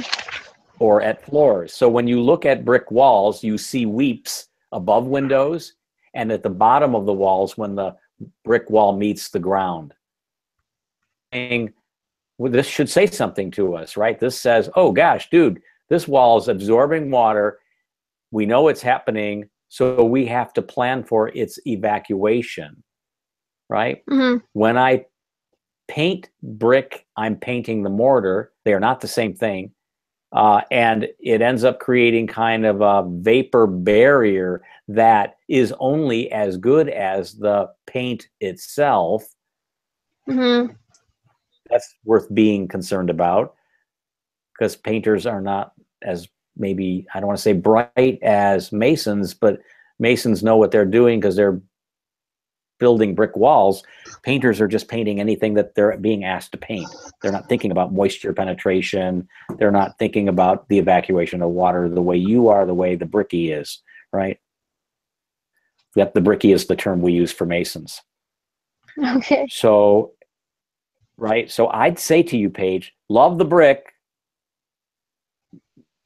And from my own experiences of having someone who has a painted brick house, I'd say lose the paint. Lose the paint strategy. Okay. If you're going for a color, right, that paint that in your mind paint helps you achieve, then go find a brick that's in that color. Okay. Right? So if you liked a really like purplish, blackish, brownish, like this, see, can you see this? Yeah. This is a pencil, right? This is a pencil thing, right? It's a tube. I use it to kill cockroaches and stink bugs in the house right now. So it's kind of brown. If you like if that's a brick color that you like, and you're saying to yourself, "Oh, I can't get that. I got to paint it." No, you can get this color. We used it at the Little Caesars Arena, right? Okay. So this is you can get this. You can get purple. You can get blue. You can get gray. You can get white. It doesn't have to be common, Chicago common, right? It doesn't have to be orange red. It can be anything you want it to be. So please maybe resist the painting of the brick to achieve an appearance or a finish or a color that's driving your design. Find the brick. Okay. Assume that the brick can be found. You just render it the way you want it to be. All right? Okay. Now, is it all brick? Is it brick and stone? Is it brick and metal panel? Is it brick and I'm still reinforced deciding. panel? I know I wanted to do brick because of the surrounding buildings, but I also wanted to incorporate a different material. So I was thinking either like a metal or something simple like stucco. Okay. So I'm trying to put some pressure on you to keep moving forward on all these things. You're actually juggling a lot of things right now. You're really, Paige, much further along today than you were on the 28th, at the presentation. And that was only a couple weeks ago, right? Yeah. I mean, you have a much more elaborate building today than you did then. And but I want to keep pressure on you to focus on pulling this together, focus on making good decisions. I'm open to meeting with you to talk about things that you're still stumbling on, but please don't, if you're getting stuck, please ask for help. Okay. Don't wait for next Tuesday. Okay. Okay? Yeah. Keep flying. I will. Thank Excellent. you. Thanks, Paige. Nancy, are Yes. you ready? Yes. I just gave you a compliment, Nancy. Thank you. But I don't know everything. Yeah, you do. Okay, let me screen share.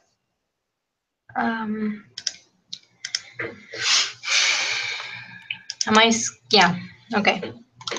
So I place columns this time. I haven't met with Ash. I'm gonna meet him tomorrow afternoon. Okay. So I know I'm gonna be having something really different from this. I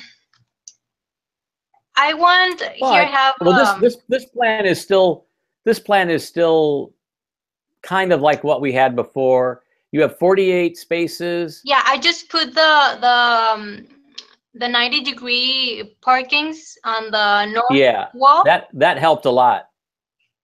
Yeah, but I still have the 48 spaces since I had to relocate the elevator shaft so it would match my columns. I really don't like there 19, 20, and 21.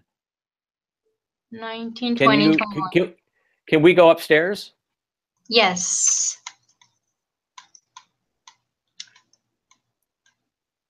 So why do we have 5 spaces upstairs? This is for the management office or the retail for people. Okay, so Nancy, so Nancy, you only need 50 spaces. Yes. So lose 19, 20, and 21.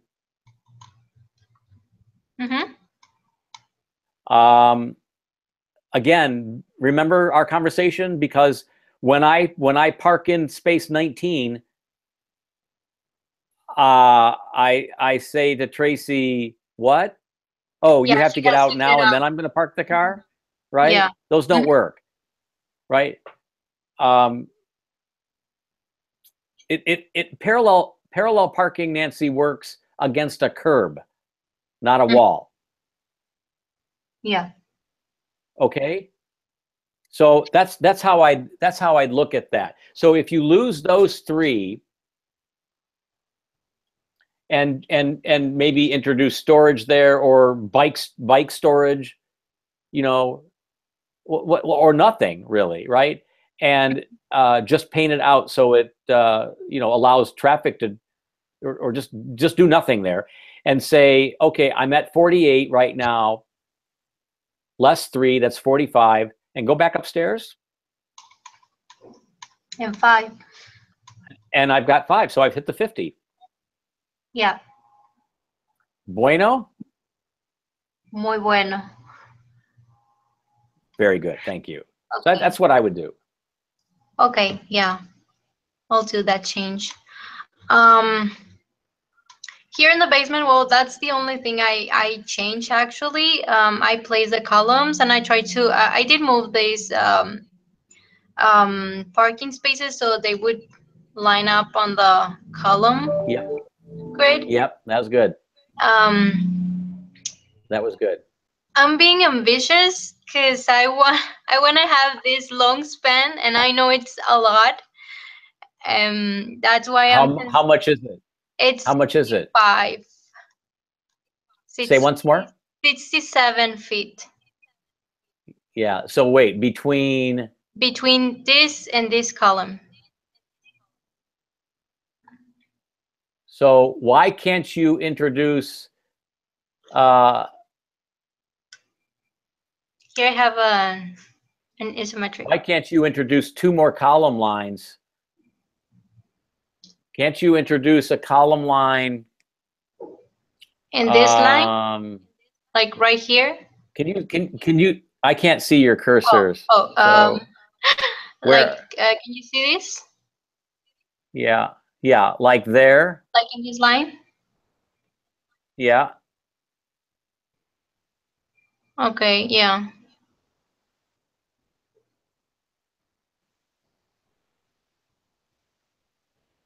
Like. Can you zoom out? So are these labeled? Are these column lines labeled? No. No. So Nancy, can you maybe put numbers and letters in bubbles for these column lines before you talk to Ash? Yes. So that you can say at this intersection, right, at column C3, right? You know what I'm saying? So I think that will make the conversation more productive with you. Yes. And him. That's one thing. Can we go back? I'm sorry. Can we go back up to the 2nd floor? I need to see the units.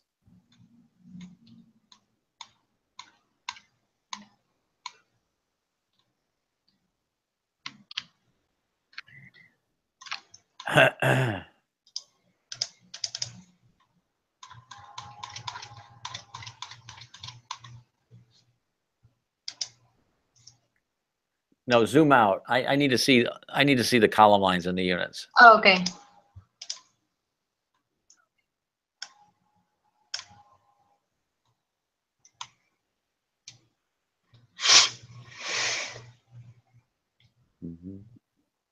Here's one. Here's the other one.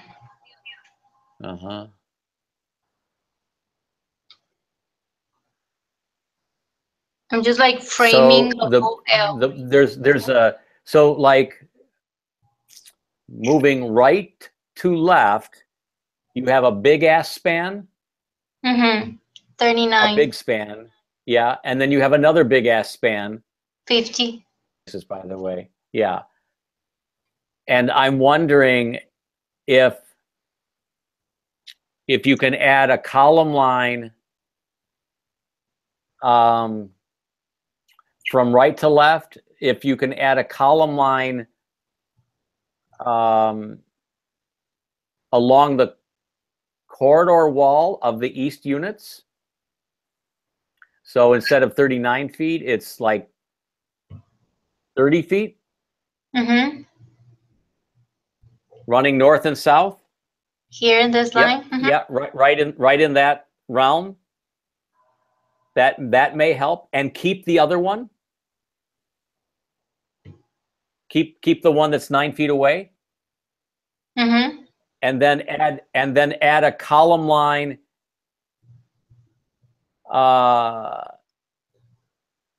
in.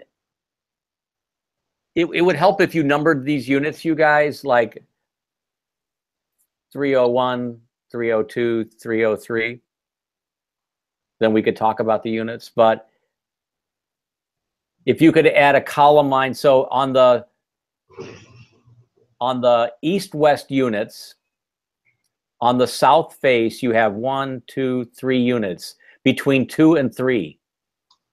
Yeah. Yep. If you could add a column line just there, just for that leg, that would break that span in half.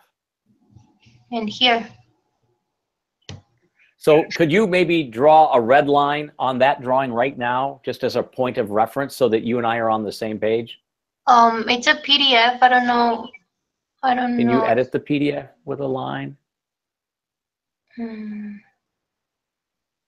I don't think so. Okay. Go to, you should be able to go to tools.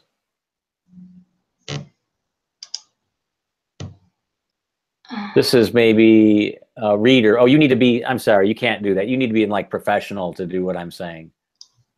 Yeah. Sorry.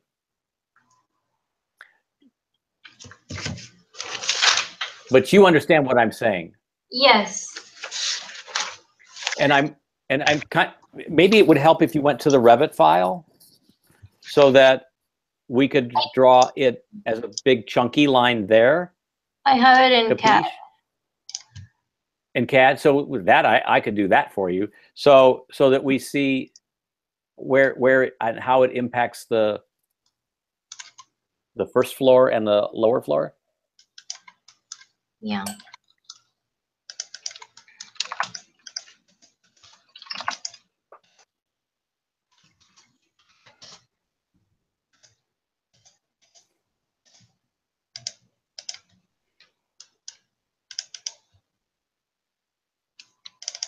Yeah, okay, so we need a column. More or less here.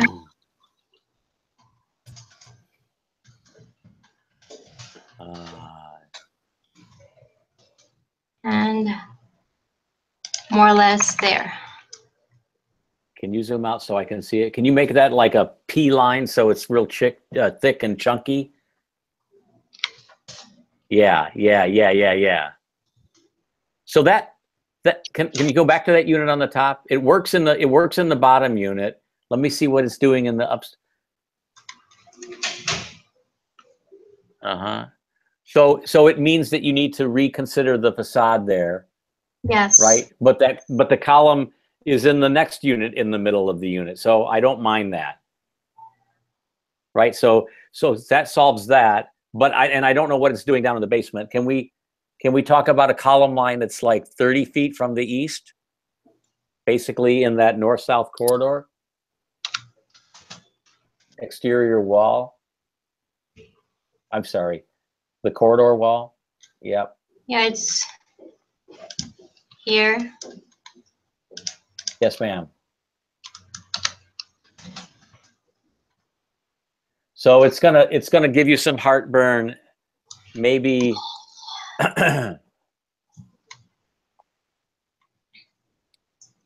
Yeah. In that kitchen. Mm-hmm. But you can work that out. You could flip that whole unit to make that work. Yes. You know what I mean? You could.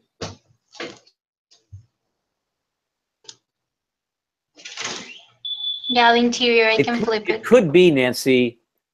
Can you see me? Can you see me? Wait. Can you see my picture? Yeah. Right. So it could be that the framing. So what are you doing for your structure again? Well, I haven't talked to Ash, but I want to do a hollow core concrete. Gotcha. And that sits on a steel frame. Mm-hmm. Okay, so it could be that the grain of the hollow core on Alfred Street runs like this, and it is its own rectangle. It's its own frame. Capiche? Yeah. And then the lower leg along John R. I guess I should do it whichever way you want it. Anyways, the lower leg along John R. has its own frame and its own grain or direction of the plank. So that may be a way to simplify the structure. Okay. For all of the residential units above. So some of those columns, that column line that we just added may not need to go all the way to the alley. Who knows? Okay. Can we go back to the plan? Can you copy those columns? Make sure you have the same insert point. Can you copy those 4 or 5 new columns? For the corridor. You have to draw a few more columns, maybe.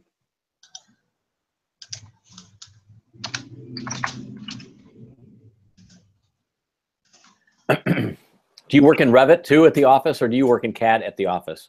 Well, I mean, I started learning Revit last year, but here in the office they only use CAD, so I'm not. I mean, I haven't practiced Revit. Sure. Okay, and then you'd have one more column in the stairwell. Yeah.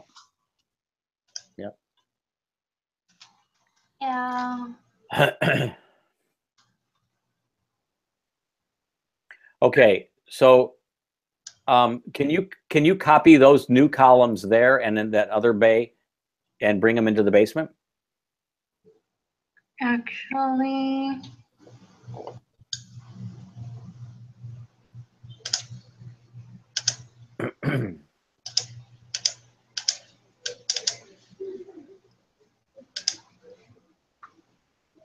There they are.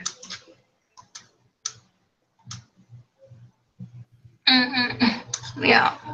It's not bad.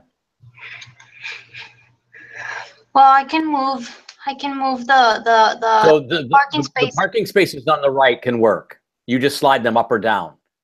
You have some slot in front of the elevator. You can make that work.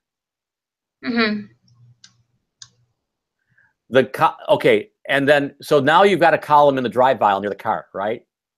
Yeah. So that's where you'd have a transfer beam. Okay. Okay. And having only one is not bad. Actually, I think I would have 2 because I'm missing a column here. Oh, you didn't copy all of them? I think I didn't draw. I didn't. Okay, second floor. So yep. I'm missing a column there. Can the speed ramp move closer to the alley?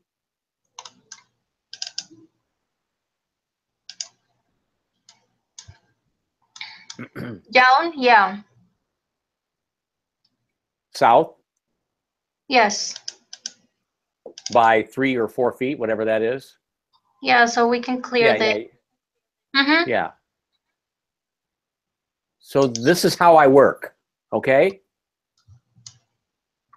So I can, So my turn goes here in between these columns. Yeah, and you may lose another space here, but you have some room upstairs.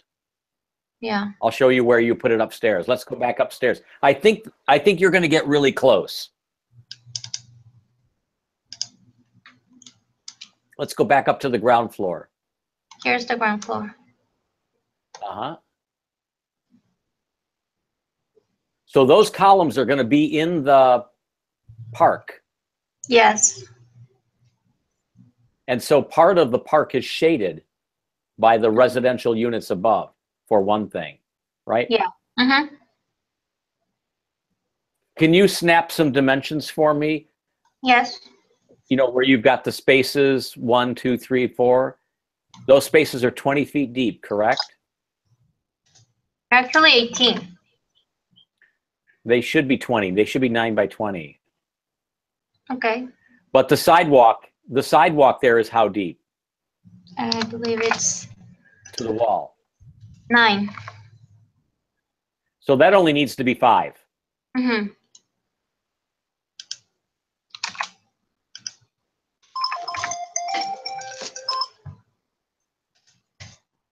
So here I have the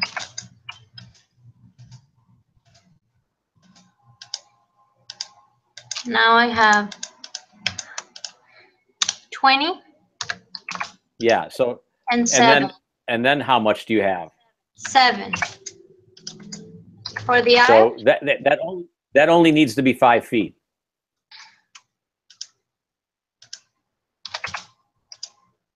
Mm-hmm. There we go. Do you know how to do those ramps at the end of the barrier-free loading space on your sidewalk? This one? Yeah. Here's what you do. You make the how do I say this to you, Nancy? You do 2 sloping walks that go down to a flat spot, which is at the elevation of the blue stripes. Mm-hmm. Not like it's shown. That's a current block. So you slide that to the right. Is that a block? No. Now erase the triangular lines. Yeah. Now that's a flat spot at the elevation of the blue stripes. And you do a sloping walk up and down, above and below that. And that's how you do your barrier-free ramp in a narrow 5-foot walk. Yes, ma'am. From here to here, from here to here. Yeah. Yes, ma'am. Okay. Yes. Now, you've got a doorway coming out there. Mm-hmm. So that barrier-free space may need to move one down, or you know what I mean? You want to make that corridor work. Mm-hmm. Now, can you draw a line from one of the parking stripes 20 feet to the left or west?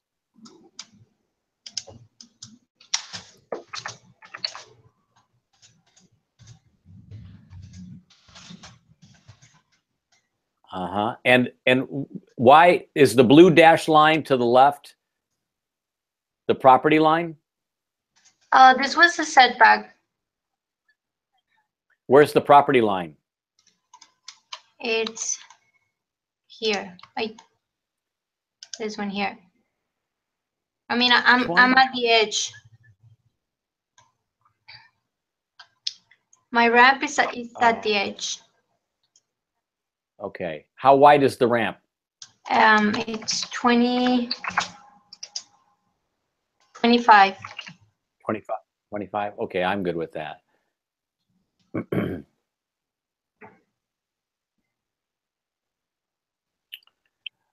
Okay. I might lose the loading space off of the alley, and slide the 5 parking spaces right up to the alley. Okay.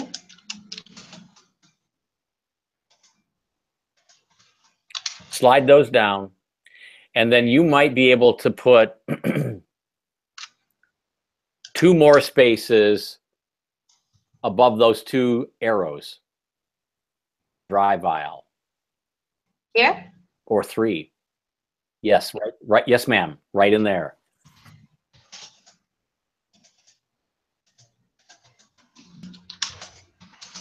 Maybe just do 2 and center them in that distance.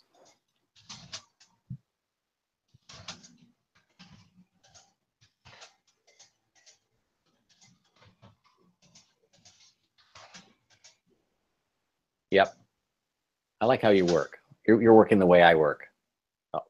5 feet or 9 feet. Yep. That could work for you. Yes. And maybe that's where the barrier-free space is, for example. Here. So no one really uses it, right? No one really uses the barrier-free space. So it's always going to be open. So it's going to be easy for the people that are parking 1 through 5 to back out of their space and into that barrier-free space that you just created and then pull out toward the alley. Mm-hmm. So you may be able to get 1, 2, 3, 4, 5, 6 spaces along the building, plus 1 or 2 more, maybe 1 more, you know, in that barrier-free alcove that you just created, in case you lose some downstairs. Mm-hmm. Okay. So that's maybe the way to think of it. Yeah. Okay. And you may be able to get some parking spaces like I just suggested to Lynn. You know where you had the loading space? Mm-hmm. You might be able to have 1 or 2 spaces there, like for the building manager, and that might help you get to like 50. That would be last resort though, okay? Okay, yeah. Can we go back to your model?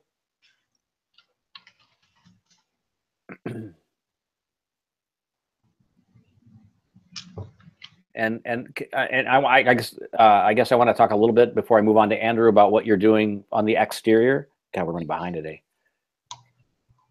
Okay, so this is the idea I got for the panels. Actually, I'm here representing them as glass, but I'm thinking in combining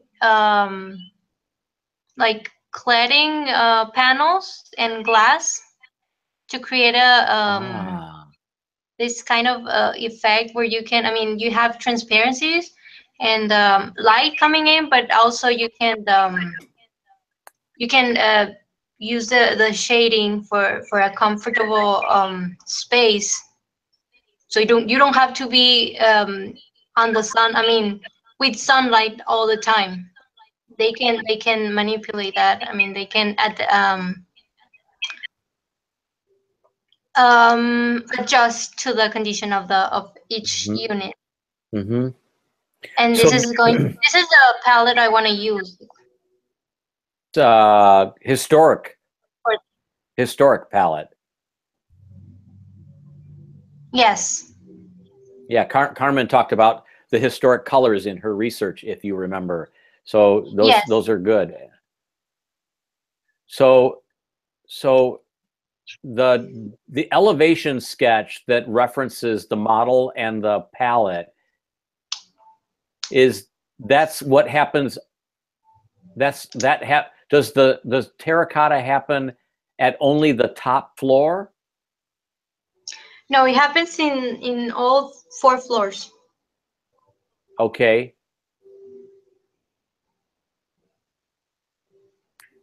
But what am I looking at in the elevation sketch below the terracotta, where it's just single, I guess, sticks of terracotta? So are you saying that the whole skin for all of the residential will have some sort of blend of terracotta pipes that have a varied or random array, or is it all uniform? Can you talk about what this actually elevation? I think it doesn't show very well, but I wanna. I mean, they're gonna be mechanically moved, so they're gonna have different patterns. I mean, they can be moved. They can be operable. Yes, operable. I want them to be operable. But I guess I'm struggling. Wait a minute. So in the image below, where it looks like a single pipe, that's the thickness of the movable screen. Here it's like and open. When I'm looking at the section, okay. So on the top floor, it's open. Yes. Right? Like blinders on a racehorse. Mm-hmm. And when in the bottom it's closed. Yes. Okay. And is this mechanical or cranked or what? How are they operable? Okay, I mean, I'm not sure yet, but I want the people living in each unit to be able to operate it. So I was thinking in like a control panel or something like that, where they can adjust their panels. Could you say that once more? Yeah, I was thinking in like have a panel in each unit where they can operate those panels that correspond to each unit. Mm-hmm. Do you see any maybe thermal or HVAC sort of benefit to this extra cost? Well, actually, I found this when I was researching about double skin facade.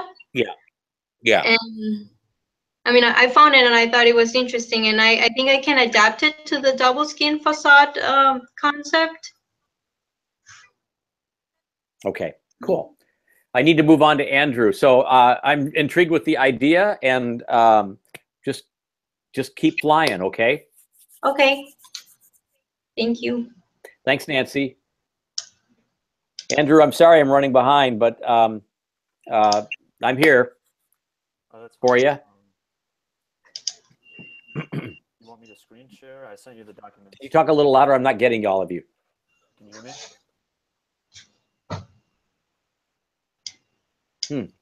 So I sent you the maybe one more time. The documents in email. I don't know if you want me to screen share or do that. It's up to you. No, let me go to them.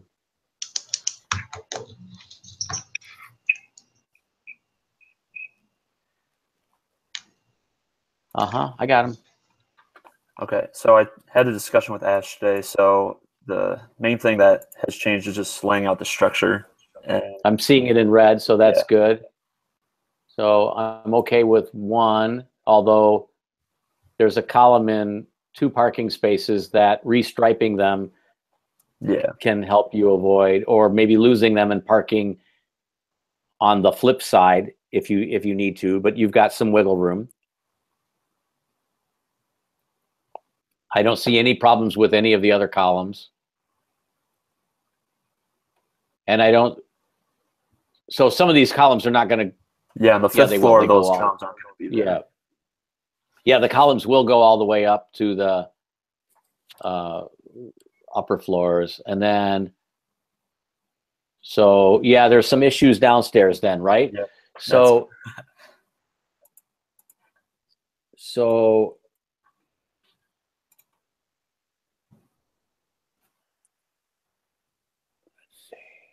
I know the 2 that come out in front of the stairs, he said they don't have to both have to be there, so I can eliminate one if need be. Near the car where it says 45 spots? Yeah, that one can go. 2 down there. And the same for the other drive aisle. Down below, you mean, right? Yeah, and then there's one, the drive aisle where there's 2, but those 2 are in the middle, so.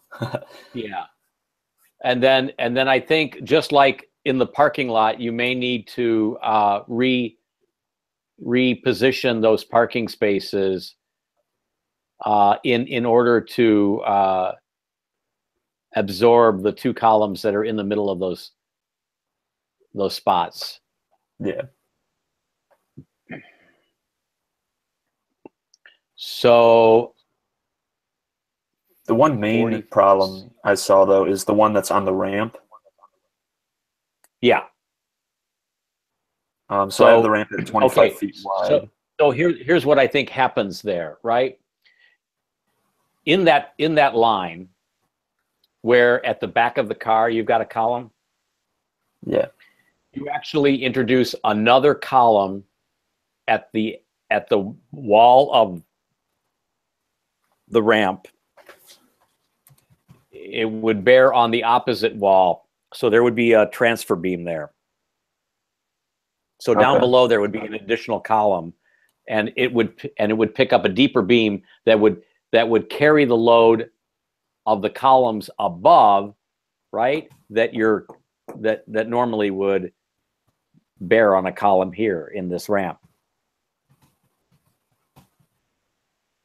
again, you guys, here I'm going to use my props, right?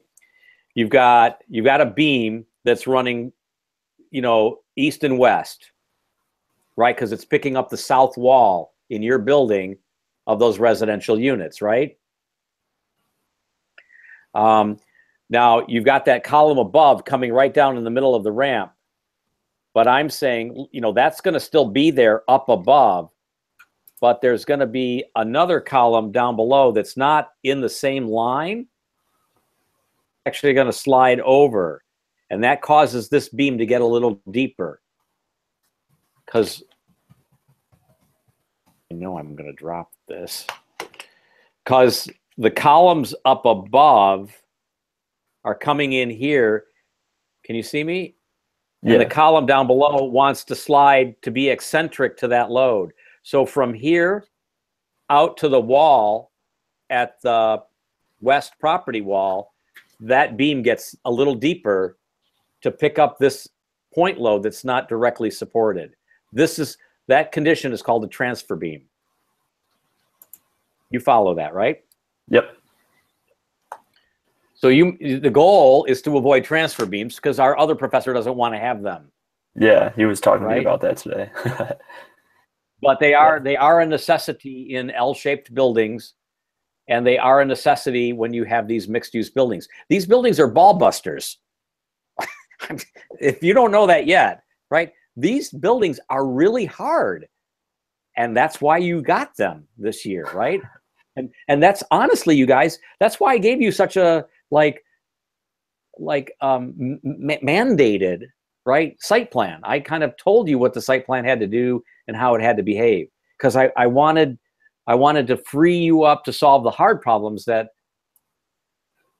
now figuring out that you've got, right? So I think you've got to massage some things in your layout. Keep the aisleways to 20 feet. I would say you could go to 18 feet if it helped, but try to resist that. And make sure the spaces are 9 by 20. And if the building footprint down below can get any wider, this work, do that. Okay. Okay. Like I'm seeing the property line to the west, which is kind of at an angle to the ramp wall. There's 3 or 4 feet there that you could maybe borrow. That all of that helps. How wide is the ramp? 25 feet. Mm-hmm. So could it be 22 feet and move the ramp over 2 or 3 feet, and then suddenly that lineup of columns that's near the stair or the elevator, then suddenly that's moving with it. Maybe those columns are right down the middle stripe. You see how I think? Yeah.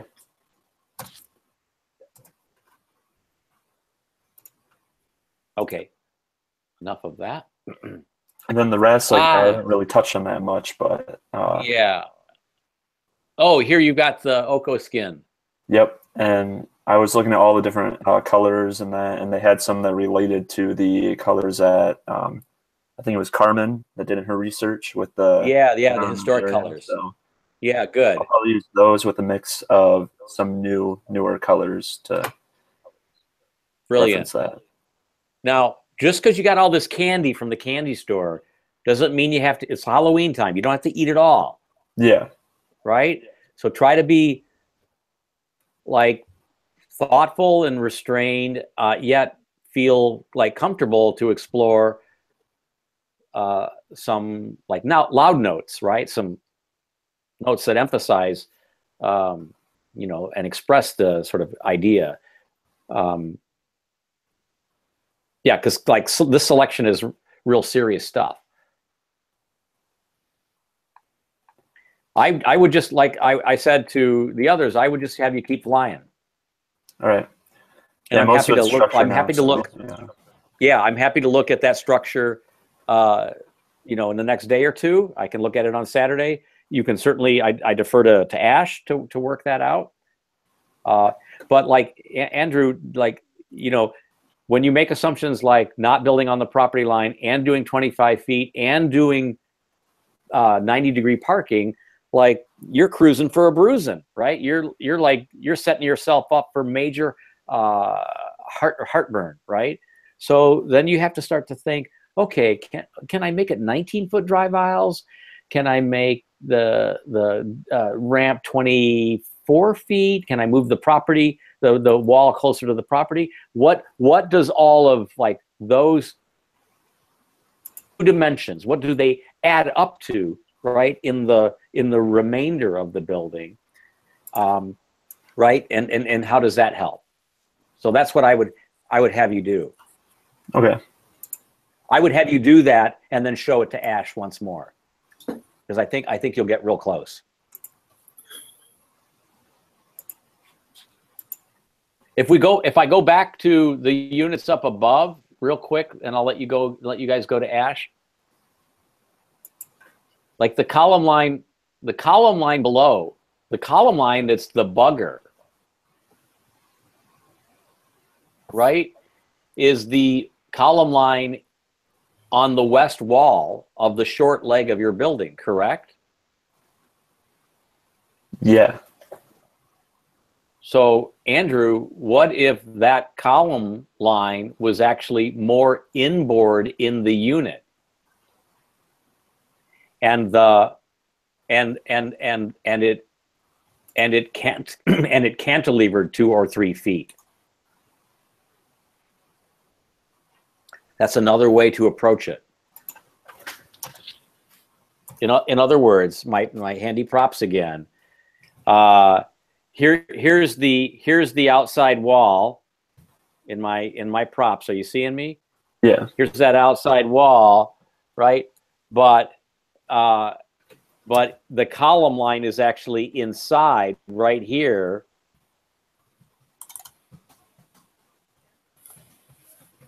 And it comes down like this below. Okay. So that's maybe an option to look at. It's not a large cantilever. It would only be a couple of feet, and it's going to muck up that kitchen. But I think the kitchen has some wiggle room. I think you could slide that whole line of cabinets 2 feet with the column, and make that work for you. So structure can be your friend in these things. Let the structure work a little bit for you in terms of your design, not just relegate it to holding all this shit up, right? So I think if you look at it as something with sort of potential dimensional latitude, right, it can work for you.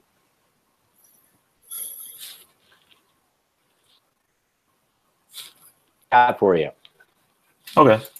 Let me know if you want to meet again this weekend. Will do. Okay.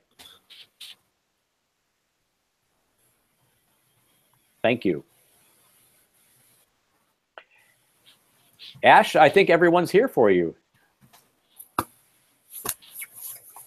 Hello, everyone. Are you done, Mark? I am done. Thank you. Yeah.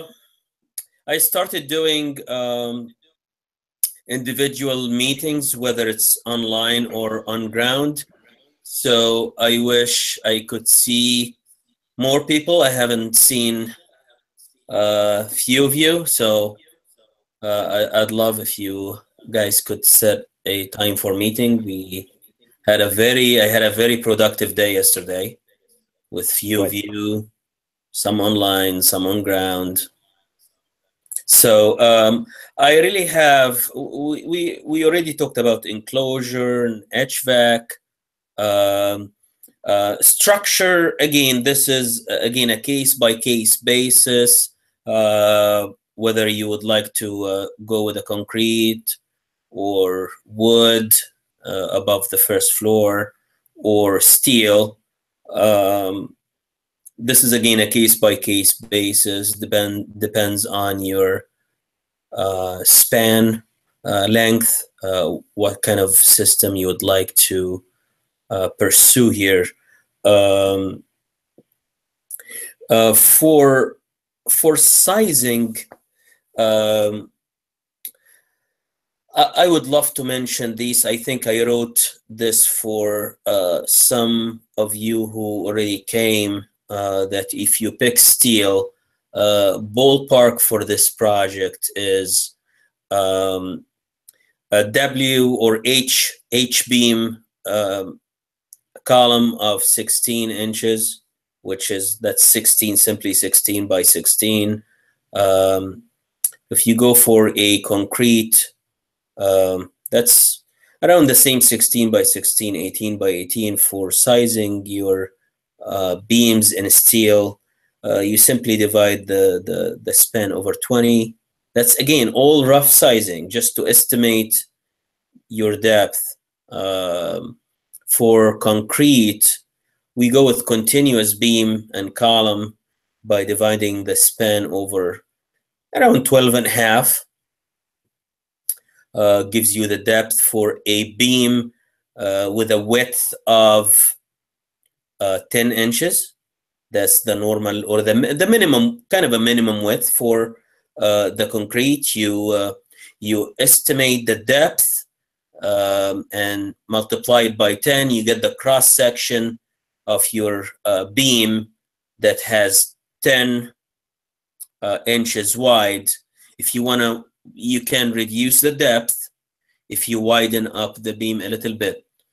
Looking at the section, let's say you have a 1.5, that's 18 inches deep beam, times 10, that's 180. If you want to go, let's say 12 inches, your height will be 15 inches. So the height goes lower, or the depth goes lower, and so on and so forth.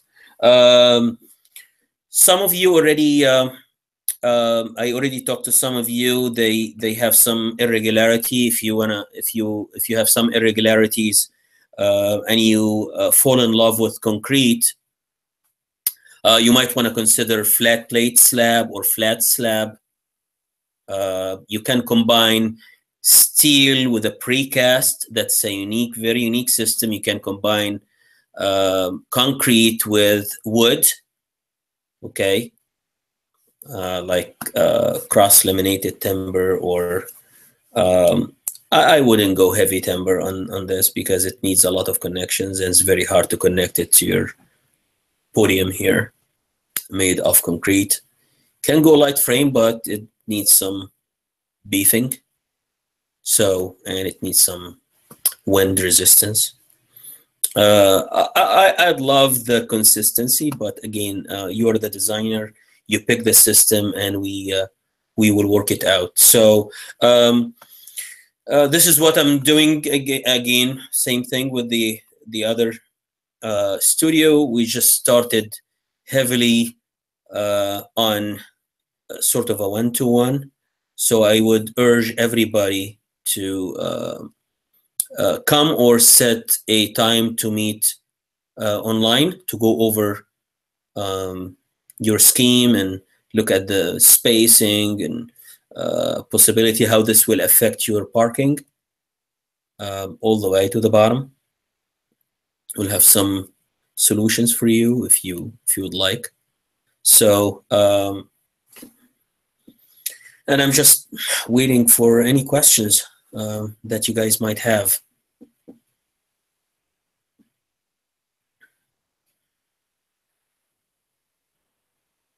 For the mechanical as well, again, please consider having a mechanical room around 120, 150 square feet.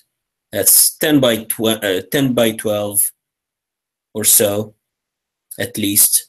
Try to find a vertical shaft if you're gonna do a central air system or central HVAC system.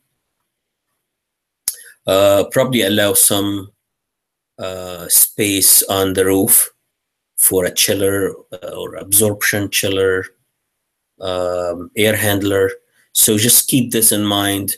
This location has to be close to the vertical shaft that you will have in your floor plan. Vertical shafts, I would go again with 2.5 by whatever, 2.5 by 4 something like that. But this is clear, okay? This is the minimum, 2.5 feet by 4 or so. This is basically the requirement of any mechanical engineer.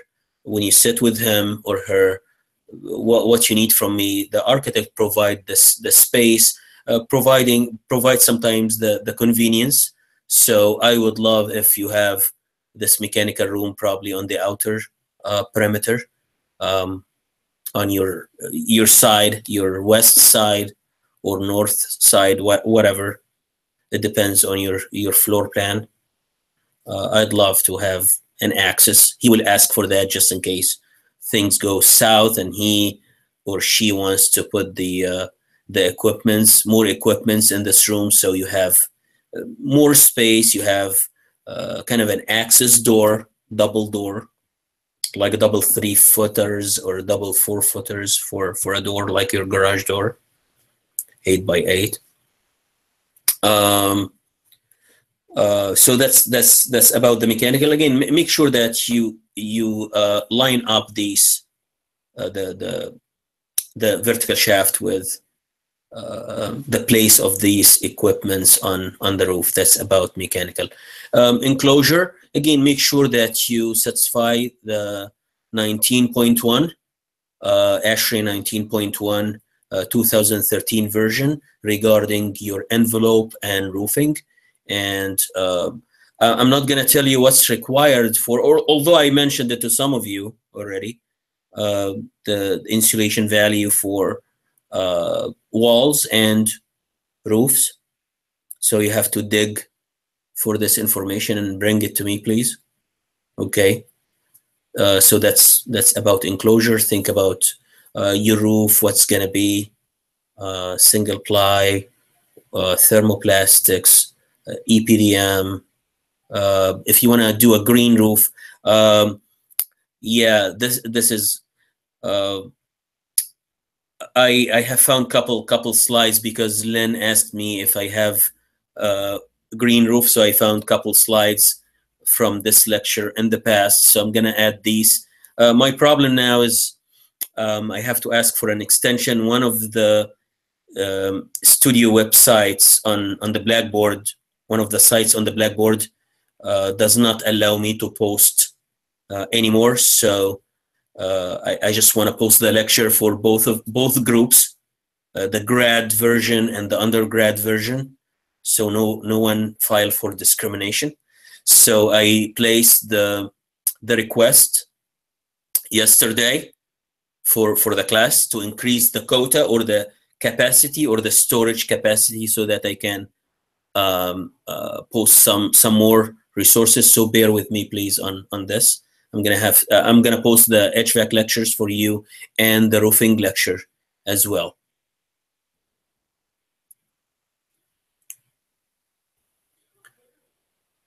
So I'd love, thank you, Alex. I'd love to see the rest of you. I'm having one student tomorrow in the evening on the Hangouts. If you are out of state and you want to set a Hangout, I'm usually available Friday. I can make it tomorrow. That's a short notice, but if you're really out of state and you want to meet tomorrow through Hangout, please send me an email to put you on the schedule with Nancy. So, and if you are on campus, I'd love to get the onion skin and go over and do the structural module for you. We'll size everything. I'll do the structural plan, which is the requirement for you, you know, in few minutes. So I won't let you out empty-handed, okay? I'll load you with something that you will love.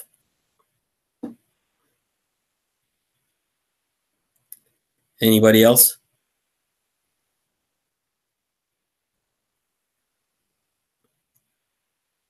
Thanks, Courtney.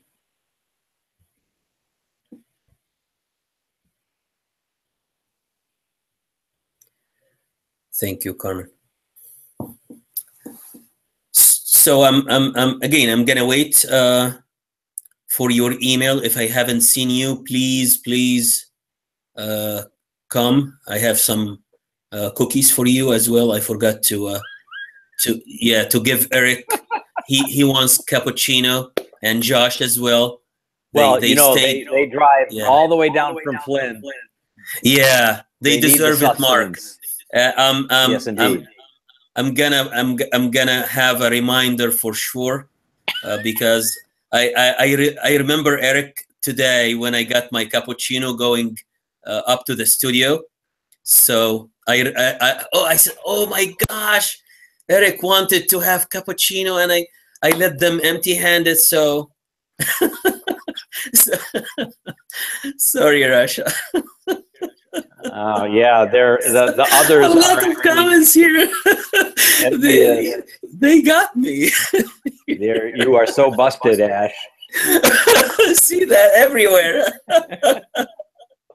So please, I'm actually gonna start coming to class. So please do your best. Hopefully no later than the middle of this coming week. You have to have a structure module ready to go, and we'll talk a little bit about enclosure. That's fine, but at least you need to start solving your parking garage, because a lot of you will simply repeat their basement floor plan based on the module. So do it as soon as possible, because if you're late, this gonna accumulate on you. So if I may add, I'm looking at the calendar. We got 2 weeks. Well, we got a whole week next week, and then we have the benchmark reviews on the 24th and the 26th. And I would say that all of you need to meet with Ash to resolve the questions of HVAC, enclosure, and structure. I'm not saying that you have to finish all of that work, but I think you need to sit with him and review where you are, so that he can nudge you forward or confirm what you've done, so that everyone has had a chance to review your in-process work, not just me, but Ash. And second thing I would say is if you sensed, listening to me, and if my excitement level or my tone or my energy was such that I said things like, I feel like you're a little behind, I feel like you got to move faster, right? Those are polite ways of saying, don't dick around, go to Ash right now.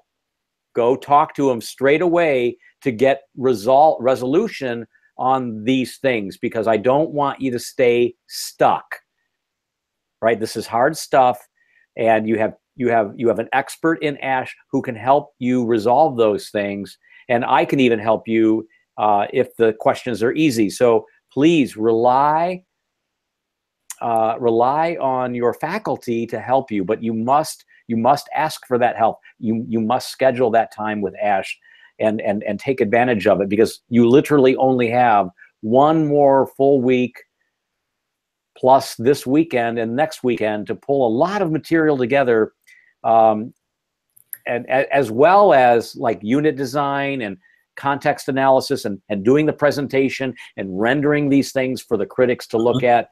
So there's an awful lot to do, and I don't want you to stumble on these technical things, okay? So please schedule your time. You'll have to, again, the requirements for this, at least you look at your module grid, and I need a structural floor plan. So at least one. I require two, one for the roof and one for a typical floor. But again, I'm very flexible if your system is right, okay, and manageable, safe, constructible. These are all factors in your grade. I would need a draft of your wall section. So you have to think about this. You have to speed up a little bit. People haven't thought about their enclosure. They did in terms of the outer skin. Mark give you some very beautiful suggestions for nice elevations, but you need to build the system. Okay, that's the outer skin. So what's behind, and how this enclosure will attach to your structure? This is very important. This is simply a huge chunk of your grade will be on understanding how you dress your building, how you dress the structure, and it's safe, it resists the wind, it achieves the code, it's stable, structurally sound. So these are big things. So don't just let these slip out of your hands. For the HVAC, again, people who came, we had a discussion on the zoning of the HVAC for the ground floor and for the typical floor. Some people wants to use the separate, the pack units. In this case, we'll see if we can. Of course, the inside corridors might need like a smaller size ACH, air change per minute. So we would need to find something like that if you want to go with these split units. I'm still a fan of complete HVAC. I know that this is like 5 times cheaper than a central HVAC system, but we want to again train you as well on using a full HVAC, having a mechanical room, vertical shaft, knowing about. Next time probably I'll show you some of the mechanical systems floor plan, just ballpark. It's not like you are not required to size anything. Again, you sit with the mechanical engineer and discuss the heights, the plenum size, his or her duct size or depth, how you're gonna install, where these ducts are coming from, going to your zoning, your different zone of your floor plan. So we'll discuss that, but again, that's a case-by-case basis. So I need to have you on board with me so that we can get this nice onion skin, and we go over everything. And again, the system that works for Eric might not work for Josh, might work for Russia. So it depends on your passion about a certain system. You may have an idea how to attach a certain system to your enclosure, which is, again, it's an integrated thought process from your side.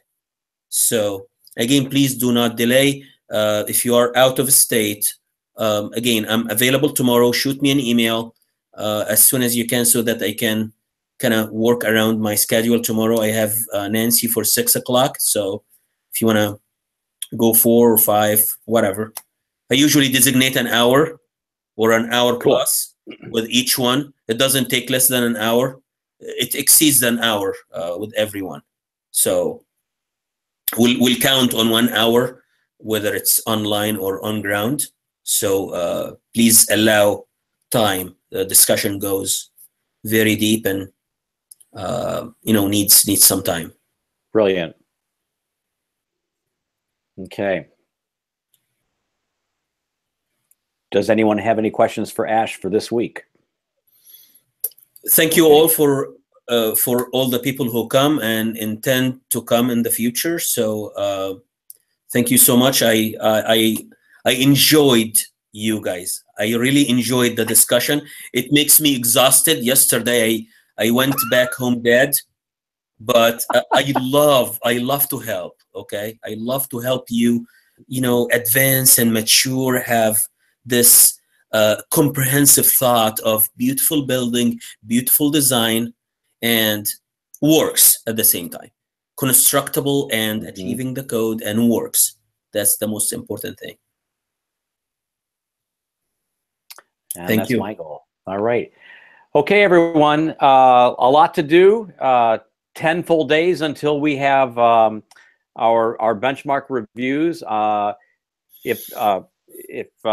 talk a little bit more about your grade sheets next week and the project statements. If those need to be revised, start thinking about the revision. Otherwise, I will use the project statement that you had before. Some of you, I actually thought that you might want to improve them. And so I go back and look at your comments from your first benchmark. And if I encourage you to do that, revise them and send them back to me so I can update it. We'll have another lecture next week. We'll have 2 regular sessions of desk crits. But right now, I need you guys to be focused on making lots of decisions, making them synthetically and comprehensively, and making sure that you are capturing all of the work that this particular benchmark statement, or as well as bringing the code and the sustainability sort of aspects, the code and life safety aspects, rather, of this benchmark forward. So there's a lot to do. Some of you are still pulling your buildings together. For those of us that are still doing that, you really need to fly. I'm around this weekend if you need me, so please rely on my sort of willingness to accommodate a session on Saturday morning or Sunday afternoon or something like that, because I know the Lions won't win, so I have time to sit with you. So I'll let you all go and enjoy the rest of the evening. And Ash, have a great weekend and a good night. Thank you, Mark. All right. Bye-bye now.